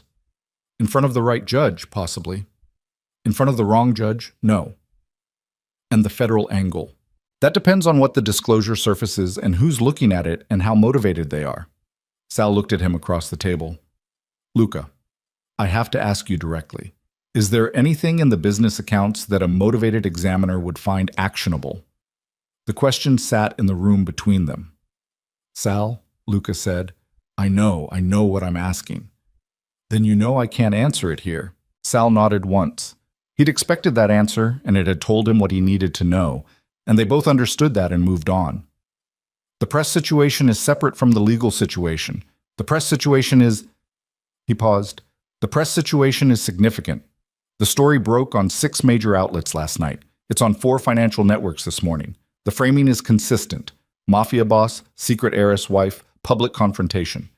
You are the story, Luca, not Elena. She's the revelation. You're the... He stopped. Say it. You're the man who didn't see it. The words landed in the specific way that true things land when you've been avoiding them. Luca sat with them for a moment and then put them aside because they weren't operationally useful, and operational utility was what this moment required. Vincent Falcone, he said. What about him? I need a meeting today. Sal looked at him carefully. Is that wise? It's necessary. Whether it's wise is a secondary question. He pulled out his phone and checked the screen. 14 messages overnight. None from Vincent. 2 from people in the organization's outer ring. Carefully worded texts that conveyed their awareness of the situation without committing to any particular loyalty. The kind of communication that told you where a person actually stood more clearly than anything they could have said directly. Set it up. Noon. Neutral ground. But they... The meeting with Vincent Falcone happened at a restaurant in Midtown that both men had used for years for conversations that required privacy and plausible normalcy. It was the kind of place where the tables were far enough apart to prevent easy eavesdropping, and where the staff understood that some conversations were not their business, and it operated on the mutual understanding that the men who used it for this purpose were the reason it remained profitable. Vincent was already seated when Luca arrived. He was drinking water and reading something on his phone with the focused calm of a man who has had the night to prepare for this meeting and has done so. He looked up when Luca sat down, and his face was the face he used in negotiations. Open enough to communicate engagement, closed enough to communicate nothing about his position. Luca, he said. Vincent. Luca settled into the chair and didn't open the menu because they weren't here for food, and pretending otherwise would be a waste of time. Danny told me about Tuesday. I figured he would. Vincent set his phone face down on the table. I want you to know I didn't ask him to keep it from you. He chose to. He chose to. Vincent held his gaze steadily, which tells you something about how people are reading the situation. When your closest people start making independent calculations, it means the perception of your position has changed. My position hasn't changed. Your exposure has. Which, in this business, is the same thing. Vincent picked up his water glass and held it. Last night was a problem, Luca. The press coverage this morning is a larger problem. The financial disclosure filing is the problem behind the problem. He set the glass down. People who have been comfortable operating in proximity to you are now doing arithmetic about what comfortable means going forward, including you. Including me. Yes. The honesty of it was, in its way, more destabilizing than anger would have been. Luca had known Vincent for 16 years. They'd built things together and protected things together and buried things together in the figurative sense that men in their business buried things. And Vincent had always been straight with him, even when straight was uncomfortable, which was part of why Luca had trusted him. The trust was still there. That was the problem. The trust was still there, and Vincent was using it to tell him something he didn't want to hear with the particular frankness of a man who isn't trying to wound you. The restructuring conversation, Luca said. It was preliminary, nothing decided. But the direction was decided. Vincent was quiet for a moment. A waiter passed at a distance and neither of them moved. The direction of the conversation was toward creating some structural separation between your personal exposure and the organization's exposure, temporarily, while the legal situation resolves. He paused. That's not the same as removing you. It's exactly the same as removing me, and you know it. Luca's voice stayed level. He kept it level with the specific effort of a man who has learned that controlled anger is more dangerous than expressed anger. If I step back, the separation becomes permanent. The organization finds its equilibrium without me, And the equilibrium doesn't include me. That's not temporary. That's Succession wearing a temporary costume. Vincent said nothing, which was the second confirmation of the morning. I'm not stepping back, Luca said. Then you need to manage the exposure, Vincent said. The federal question? I'm managing it. You need to manage it faster than the disclosure timeline. Vincent leaned forward slightly. Luca, I'm telling you this as someone who has known you for 16 years and wants to see you on the other side of this. The divorce is one thing, the disclosure is another. If the disclosure produces the kind of examination that produces the kind of result that... He stopped, chose his words with the care of a man speaking near invisible lines. You need it to not produce that result, by any means available to you. The sentence had a weight that went beyond its literal content. Luca heard what was underneath it. He sat with it for a moment and felt the shape of what Vincent was actually asking. Not explicitly, never explicitly, because men in their position had learned the grammar of implication over decades. And he felt the full terrible landscape of his options as of this moment, Saturday morning, less than 12 hours after the worst night of his professional life. I understand, he said. Vincent nodded. Once. Good. He picked up the menu he also wasn't going to use and set it back down, a gesture of finality. The organization will hold while you manage this. I want to be clear about that. We're not moving against you. We're asking you to move with us. There's a difference, Luca said. There is. Vincent met his eyes. I need you to see it. Luca sat in that for a moment, in the particular quality of it. 16 years, a restaurant table, a conversation that had the surface texture of a business discussion and the interior structure of an ultimatum. He looked at Vincent Falcone and understood that this was the last version of this man who would ever speak to him as an equal, and that what came after this conversation depended entirely on what he did in the next 72 hours. Give me until Monday, he said. Plus, he left the restaurant at 1:15 and stood on the sidewalk in the cold and called Marcus Chen. The call was not a thing he'd planned. He'd been walking toward his car and his phone was in his hand, and the decision happened with the rapid instinctive logic of a man who has run out of conventional moves and is beginning to operate from the part of himself that existed before strategy, before construction, before 20 years of careful architecture. Marcus answered after 4 rings. Moretti, he said. Not surprised. Not warm. I need to talk to Elena. No. Marcus, she's not available to you. His voice was clean and direct, without performance. Diane Chu handles all contact from this point. You have her number. This isn't legal business. Everything between you and my cousin is legal business now. That's what happens when you file for divorce. A pause. Or she does, technically, which you'll find out Monday. I know about Monday, Luca said. I know about the timeline. I know about all of it. He stopped walking. He was on the corner of 53rd and 6th, and the Saturday afternoon city was moving around him with its full, indifferent Saturday energy. Tourists and cabs, and a man selling roasted nuts from a cart, and 2 kids on bicycles weaving through the pedestrian traffic. I need 5 minutes with her. Why? The question was simple, and he didn't have a simple answer. He stood there with the phone at his ear and tried to find an honest version of what he needed, and it came out rougher than he intended. Rougher than the calibrated control he'd been maintaining since 11 o'clock the previous night. Because I need to say something to her directly, he said. Not through attorneys, not in a courtroom. To her. The silence on Marcus's end lasted 4 seconds. I'll ask her, he said finally. I'm not promising anything. The call ended. Luca stood on the corner and put his phone in his pocket and stood in the cold for a moment and breathed. Just breathed. Which was something he'd stopped doing well somewhere around 3 in the morning and hadn't recovered yet. Up. Elena was at the Vale offices when Marcus relayed the request. She was at the long table in the main conference room with Diane Chu and 2 of Diane's associates, working through the Monday filing documentation with the focused efficiency of someone who had been waiting for this process to begin and was now fully engaged with its execution. She was wearing her own clothes today, not the gown, not the necklace, just dark slacks and a simple cream sweater, the kind of thing she'd worn to the literacy center.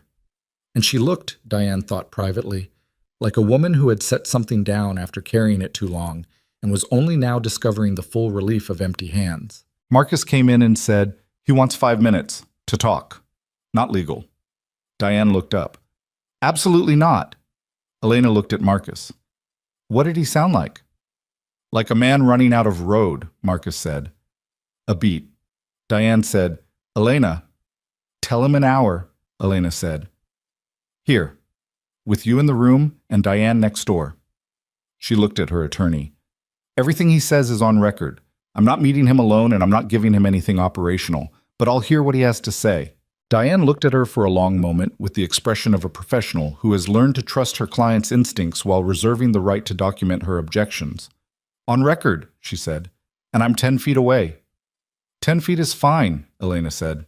"Det." He arrived at 2:45.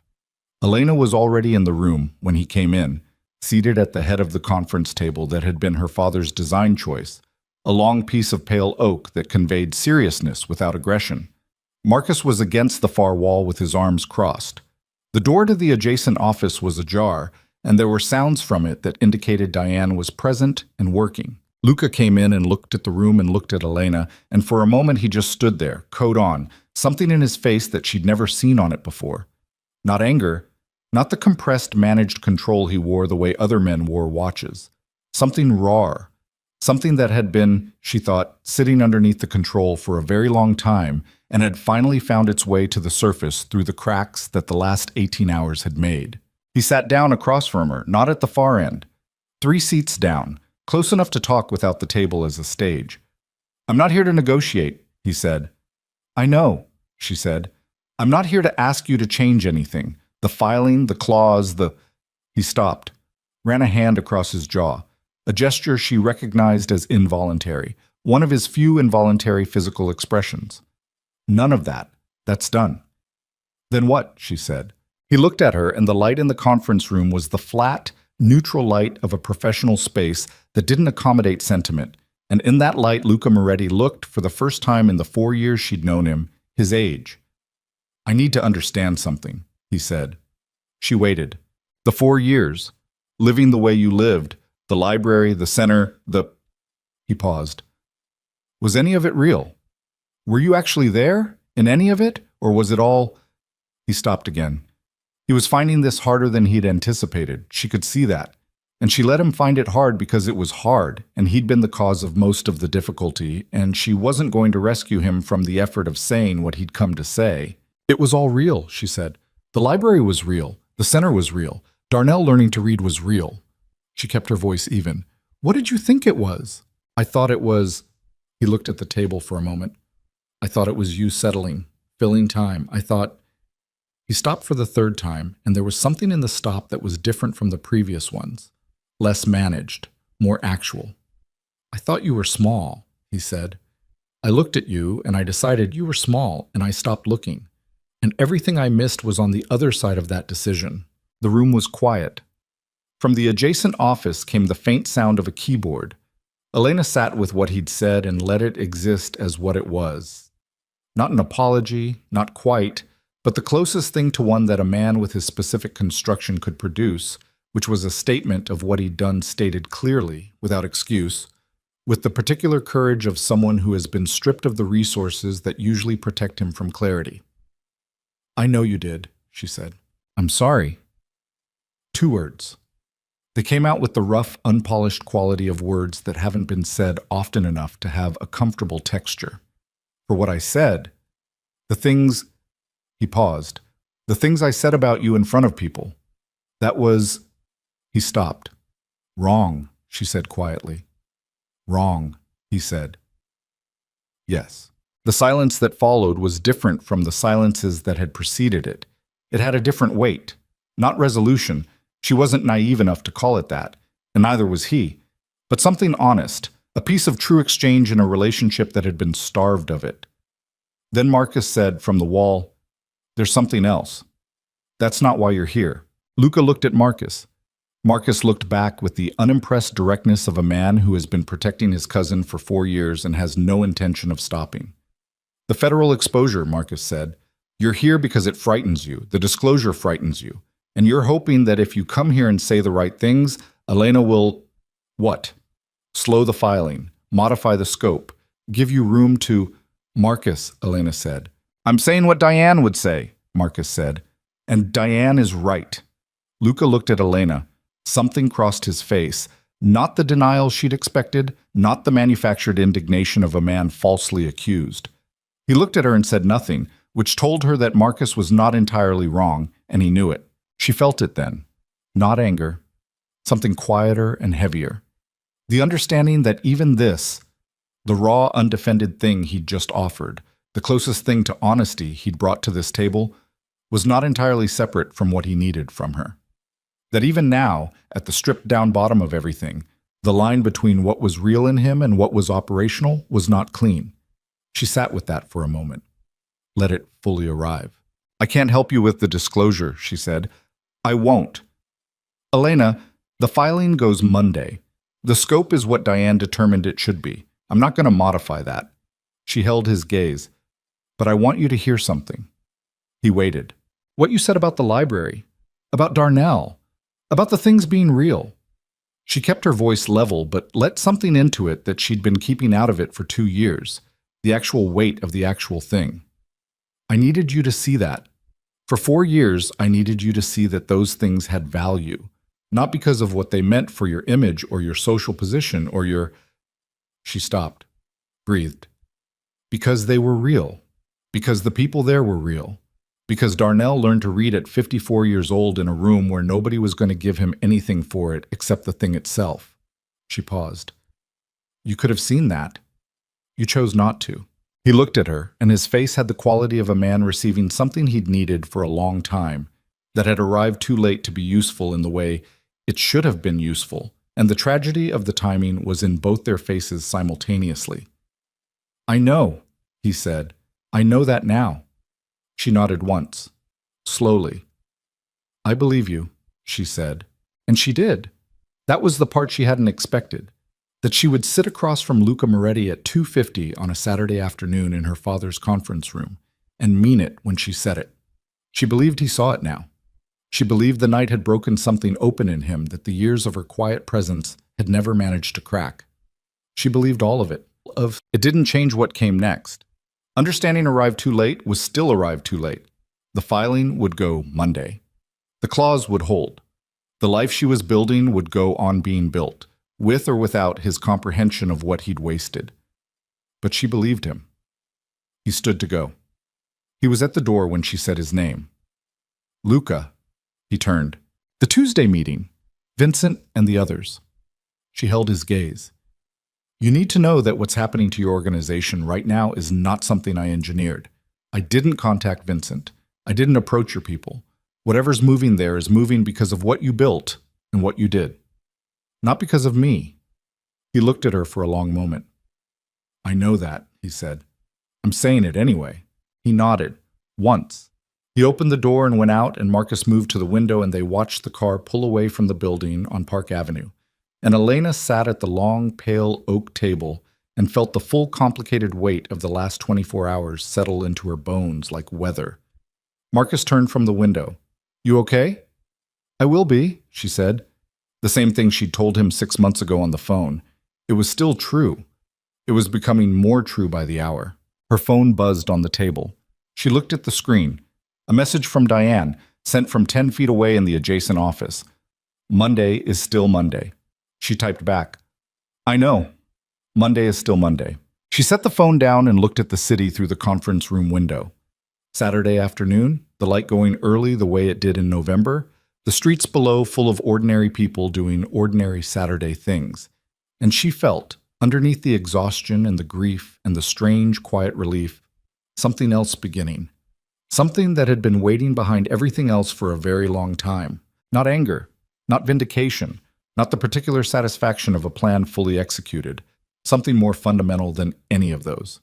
The sensation of her own life opening up in front of her like a road that has been there the whole time, waiting for her to turn toward it, and the road had been there the whole time.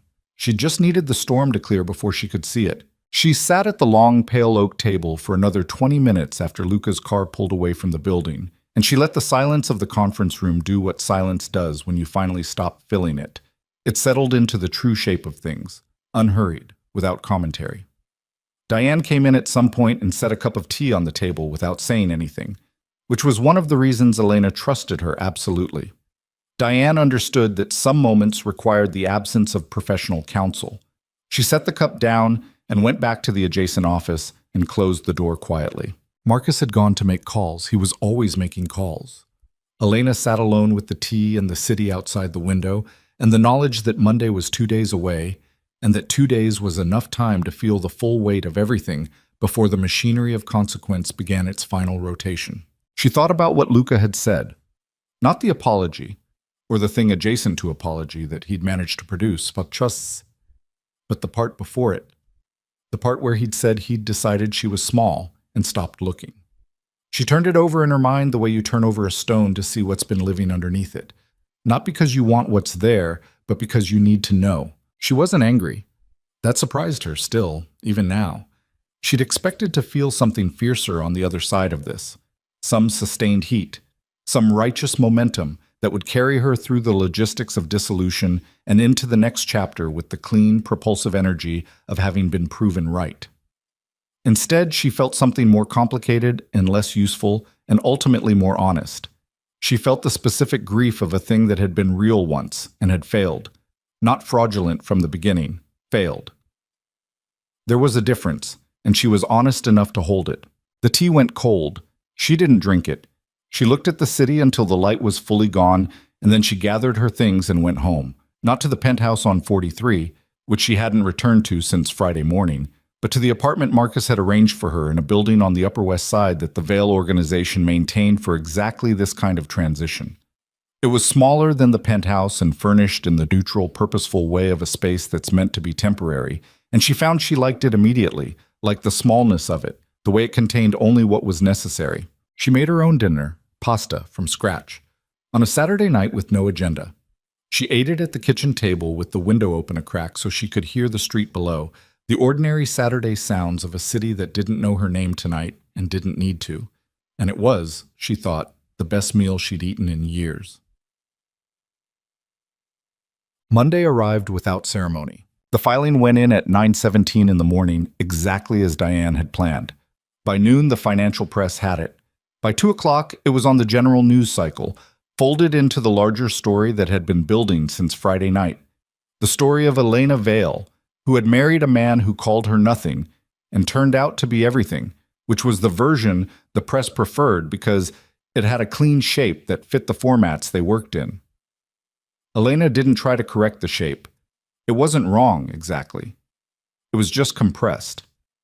Reality was less clean than the story they were telling, but the story they were telling was not untrue, and she'd learned enough about information to know that you managed what you could and let the rest find its own level. She spent Monday in the Vale offices working through the initial documentation with Diane and 2 of Diane's associates, and by the end of the day, the immediate legal framework was established. The clause held. The asset structure was clear. The Vale estate remained untouched. Luca's attorneys had filed a motion that morning contesting the scope of the financial disclosure, which Diane had anticipated and prepared for and responded to with the efficient devastation of someone who had written the original document and knew precisely where every vulnerability in the contest was located. "He's going to drag it," Diane said at 5 o'clock when they were reviewing the day's filings. "Not the asset question. He knows he can't win that. But he'll extend the process on the procedural elements. His attorneys are good at delay." "How long?" Elena said. 6 months. Possibly 9. It won't change the outcome." "Then we let it take however long it takes," Elena said. "I'm not in a hurry." Diane looked at her with the assessing attention she brought to everything. "The federal situation is developing separately. Whatever happens there is outside the divorce proceeding. You understand that?" "I understand." "It has no bearing on your position." "I know." Elena looked at her attorney. "Diane, I'm not hoping for anything bad to happen to him. I want to be clear about that." Diane held her gaze for a moment. "Noted," she said, in the tone of a professional who was noting it without necessarily believing it was the whole truth, which was fair, because the truth was complicated and the whole of it didn't fit neatly into a single statement. The truth was that Elena had filed the divorce knowing about the federal exposure. She'd known for 2 years, had learned it piece by piece through the same patient, unacknowledged observation that had taught her everything else about the life she'd been living. And she'd understood that the financial disclosure created by the divorce filing would produce scrutiny that was already looking for a door. She hadn't manufactured that scrutiny. She hadn't directed it. She had simply filed for divorce and let the machinery of consequence proceed at the pace the machinery of consequence naturally proceeded. She hadn't engineered his ruin. She'd declined to prevent it. Whether that distinction mattered was a question she'd been living with for 6 months and intended to keep living with, because it was the kind of question that deserved sustained attention rather than a comfortable resolution. The federal inquiry became public 3 weeks later. It was a preliminary investigation, which in the grammar of these situations meant it was formal but not yet terminal, and the specific nature of it had to do with financial structures that connected the Moretti organization to legitimate business entities in ways that had been carefully constructed to resist exactly this kind of examination. The examinations had gotten better. The resistance, it turned out, had limits. Elena read about it on a Tuesday morning over coffee, in the same kitchen in the Upper West Side apartment, with the same window open. She read it the way she read most news, fully, without allowing herself the shortcuts of skim and assumption. And when she was done, she set her phone face down on the table and sat with the knowledge of it for a while. She didn't feel triumphant. She'd prepared herself for triumph as a possible response, and it didn't arrive. What arrived was something quieter and more ambiguous, a sadness that lived alongside the relief. The way two incompatible things can occupy the same space in a person if the person is large enough to hold them both without forcing a resolution. She called Marcus. "I saw," he said when he picked up. "How is he?" she said. A brief silence. "You don't have to." "I'm asking," she said. "I'm not asking for sympathy, and I'm not asking because I want to intervene. I'm asking because he was my husband for 4 years, and I'm allowed to ask how he is." Marcus was quiet for a moment. "Sal Caruso's managing it. The investigation is preliminary. It's not arrest level. Not yet. Maybe not ever, depending on what they find." He paused. "He's operational. He's dealing with it." "Vincent," she said. "Vincent moved 2 weeks ago. The restructuring is done." Another pause. "Luca's out of the primary position. He still has his business interests, the legitimate ones. The organization it's not his anymore. Not in the way it was." She sat with that. "He saw it coming." "He did," Marcus said. "He knew from Saturday. He just couldn't stop it." She nodded to herself. She thought about the restaurant meeting she'd heard about, not from Marcus, who didn't know she knew, but from Diane, who had sources she didn't explain and Elena had learned not to ask about.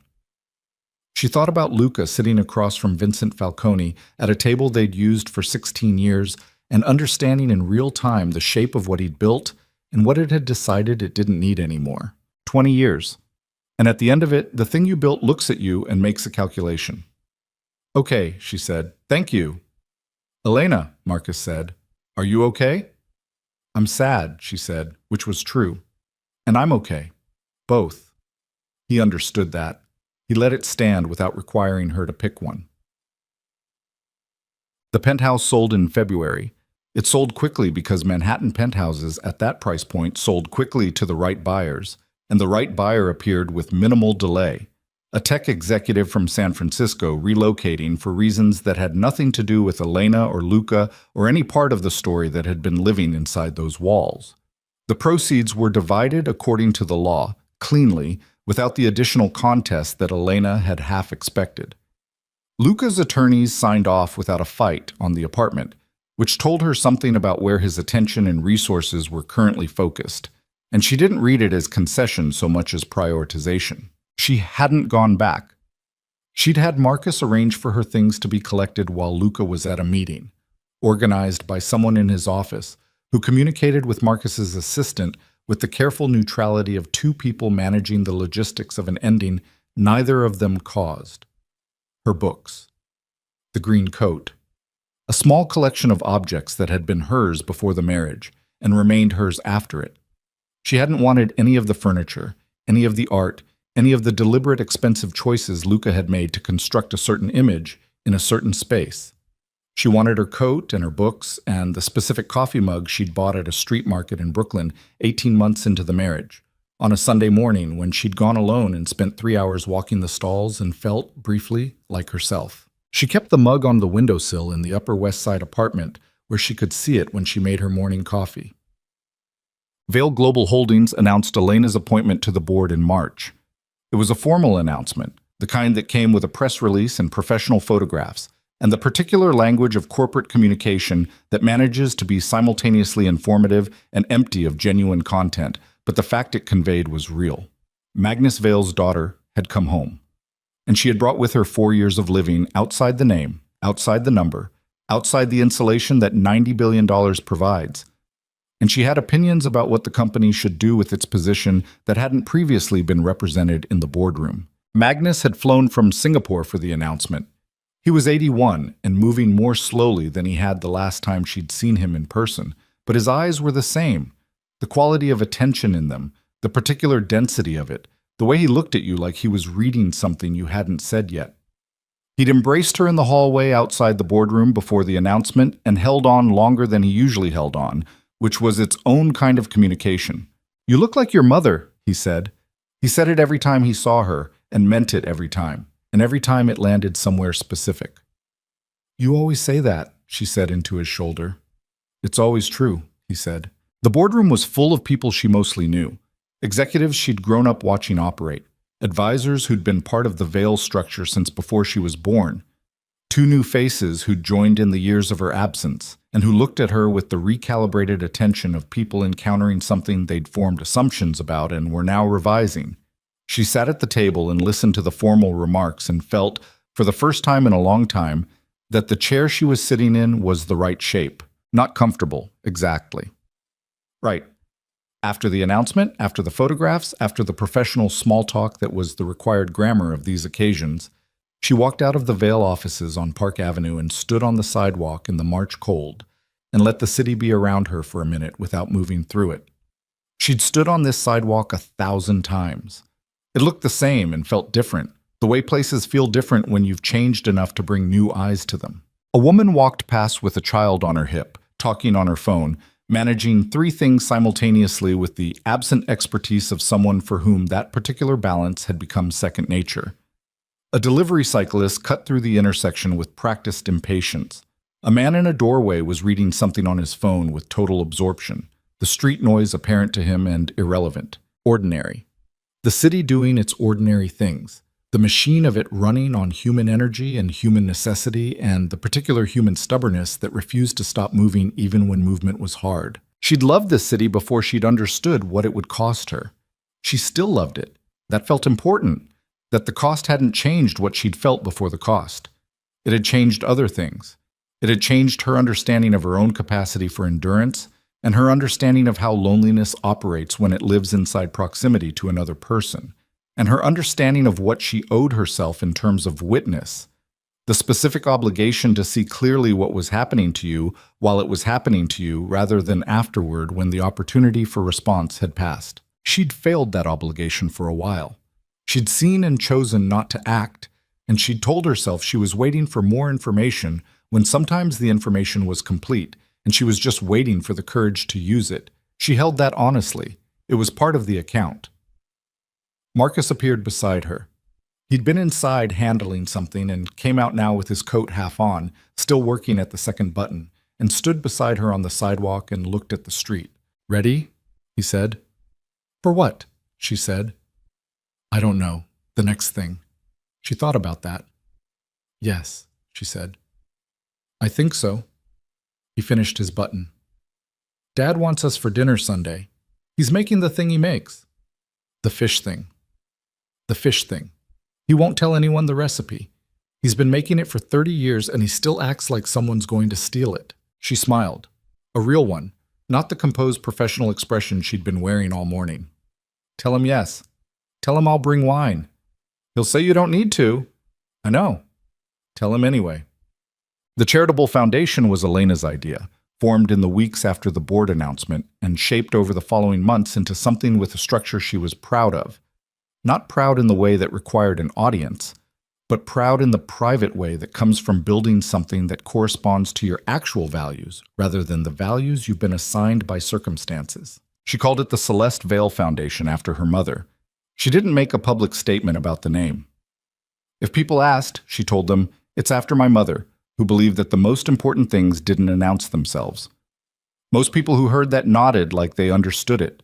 A few people who heard it understood it in the way she meant it, which was enough. The foundation's primary focus was literacy, not as its only area, but as its anchor.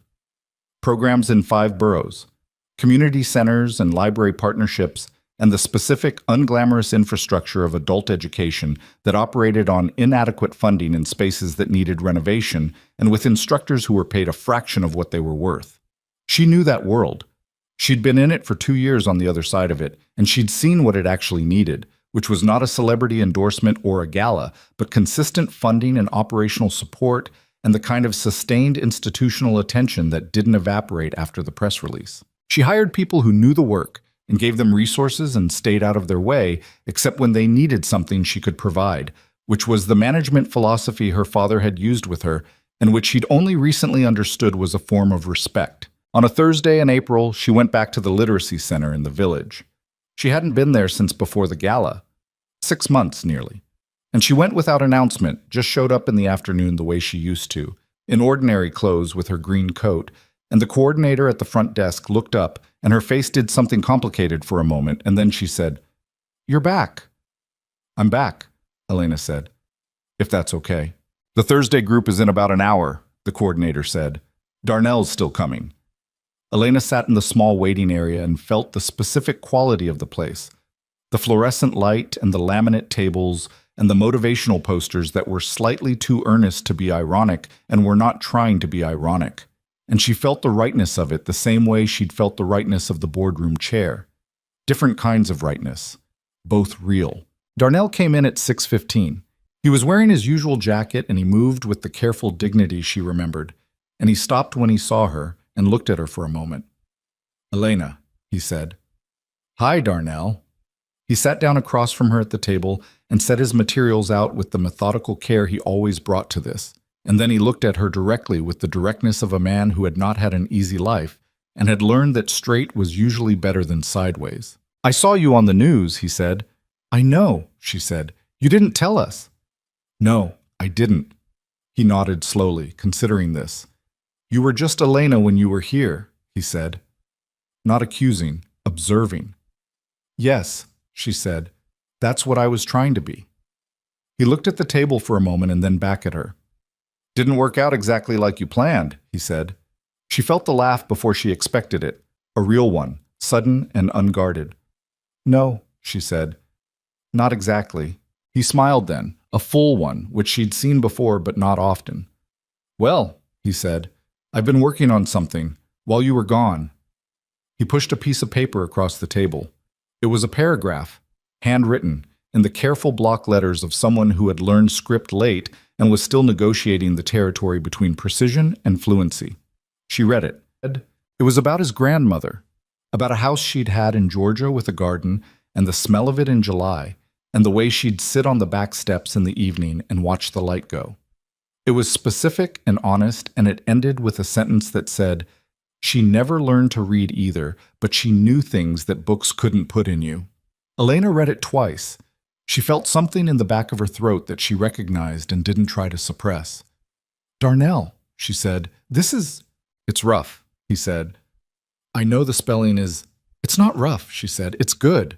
It's genuinely good." He looked at the paper and then back at her, and the expression on his face was the one she'd seen that night he'd finished the paragraph. The private, personal thing that wasn't quite pride but lived near it, the recognition of something accomplished that no one could take back. "I figured I'd keep coming," he said, "even while you were gone." "I'm glad you did," she said. They worked for 2 hours. The rest of the group came in and the room filled up and she moved between the tables the way she always had, helping with the parts that needed help and leaving alone the parts that didn't.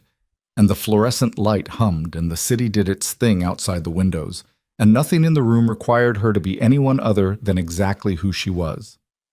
She walked home that night. It was April and the evening was cold but not brutal, the specific cold of a season that was deciding to change, and she walked the 20 blocks from the literacy center to the Upper West Side with her hands in her coat pockets and the street around her doing its ordinary evening things. She thought about Luca once. Not at length, not with sustained focus, but once, a moment, brief and contained. She thought about him sitting in the dark penthouse after Danny left, alone in the apartment with the city's light coming through 43 floors of glass, and she held the image not with triumph and not with grief, but with the kind of clear-eyed recognition she'd been working toward for a long time. He'd made his choices. She'd made hers. The choices had consequences that were playing out in both their lives, with the impersonal exactness that consequences always have. She hoped, with the measured and genuine hope of someone who has moved past wanting anything specific from a person, that he found his way to something worth having on the other side of the wreckage. Not because he deserved it, because hoping otherwise would make her someone she didn't want to be. She turned onto her street. The building was ahead, its windows lit from inside in the irregular pattern of an occupied space where different people were home at different times, living their different lives in their separate rectangles of light. She stopped in front of it for a moment and looked up. She'd been living here for 5 months. She was going to live here for a while longer, and then she was going to find a place that was hers in the permanent way. Bought, not maintained by the company, not transitional, a place that corresponded to the life she was actually building rather than the life she'd been waiting to start. She'd been looking at neighborhoods. She liked this one. She liked Brooklyn. She liked the idea of a garden, which she'd never had, which her mother had loved. There was time. For the first time in a long time there was time, and it was hers, and she understood what to do with it. She went inside. She made tea. She sat at the kitchen table with the window open a crack and the sounds of the city coming through it, and she opened the folder Marcus had sent her about the Foundation's new Brooklyn program. 3 community centers, 2 library partnerships, funding secured for 18 months, staff being hired now. She read through the materials with the focused attention she brought to things that mattered, making notes in the margin in the handwriting that her father said looked like her mother's. The city breathed outside. The tea went warm and then cooler. Somewhere on the street below, someone was laughing. A real laugh. The sudden kind. The kind that happens when something is genuinely funny at an unexpected moment. She listened to it until it faded. Then she turned the page and kept reading. That was the whole of it, in the end. Not a single dramatic reversal, not a trial or a courtroom scene, or a moment where justice announced itself with the satisfying clarity of a verdict. Just the slow, unglamorous accumulation of choices made after the storm. The board meetings and the foundation work, and the Thursday evenings at the literacy center, and the calls with her father on Sunday, and the apartment she was going to buy with a garden, and the life she was assembling piece by piece from materials she'd chosen herself. Real power, she had come to understand, was not the power that cleared the room when you entered it. It was the power that remained when the room was empty. The capacity to build something worth building with the time you actually had, without requiring anyone to watch, without needing the watching to make it real. She'd known that, in the abstract for a long time. She knew it differently now, in the body, in the bone, in the specific weight of a coffee mug on a windowsill and a paragraph about a grandmother's garden and a city that kept going and a life that was, finally and fully and without apology, her own.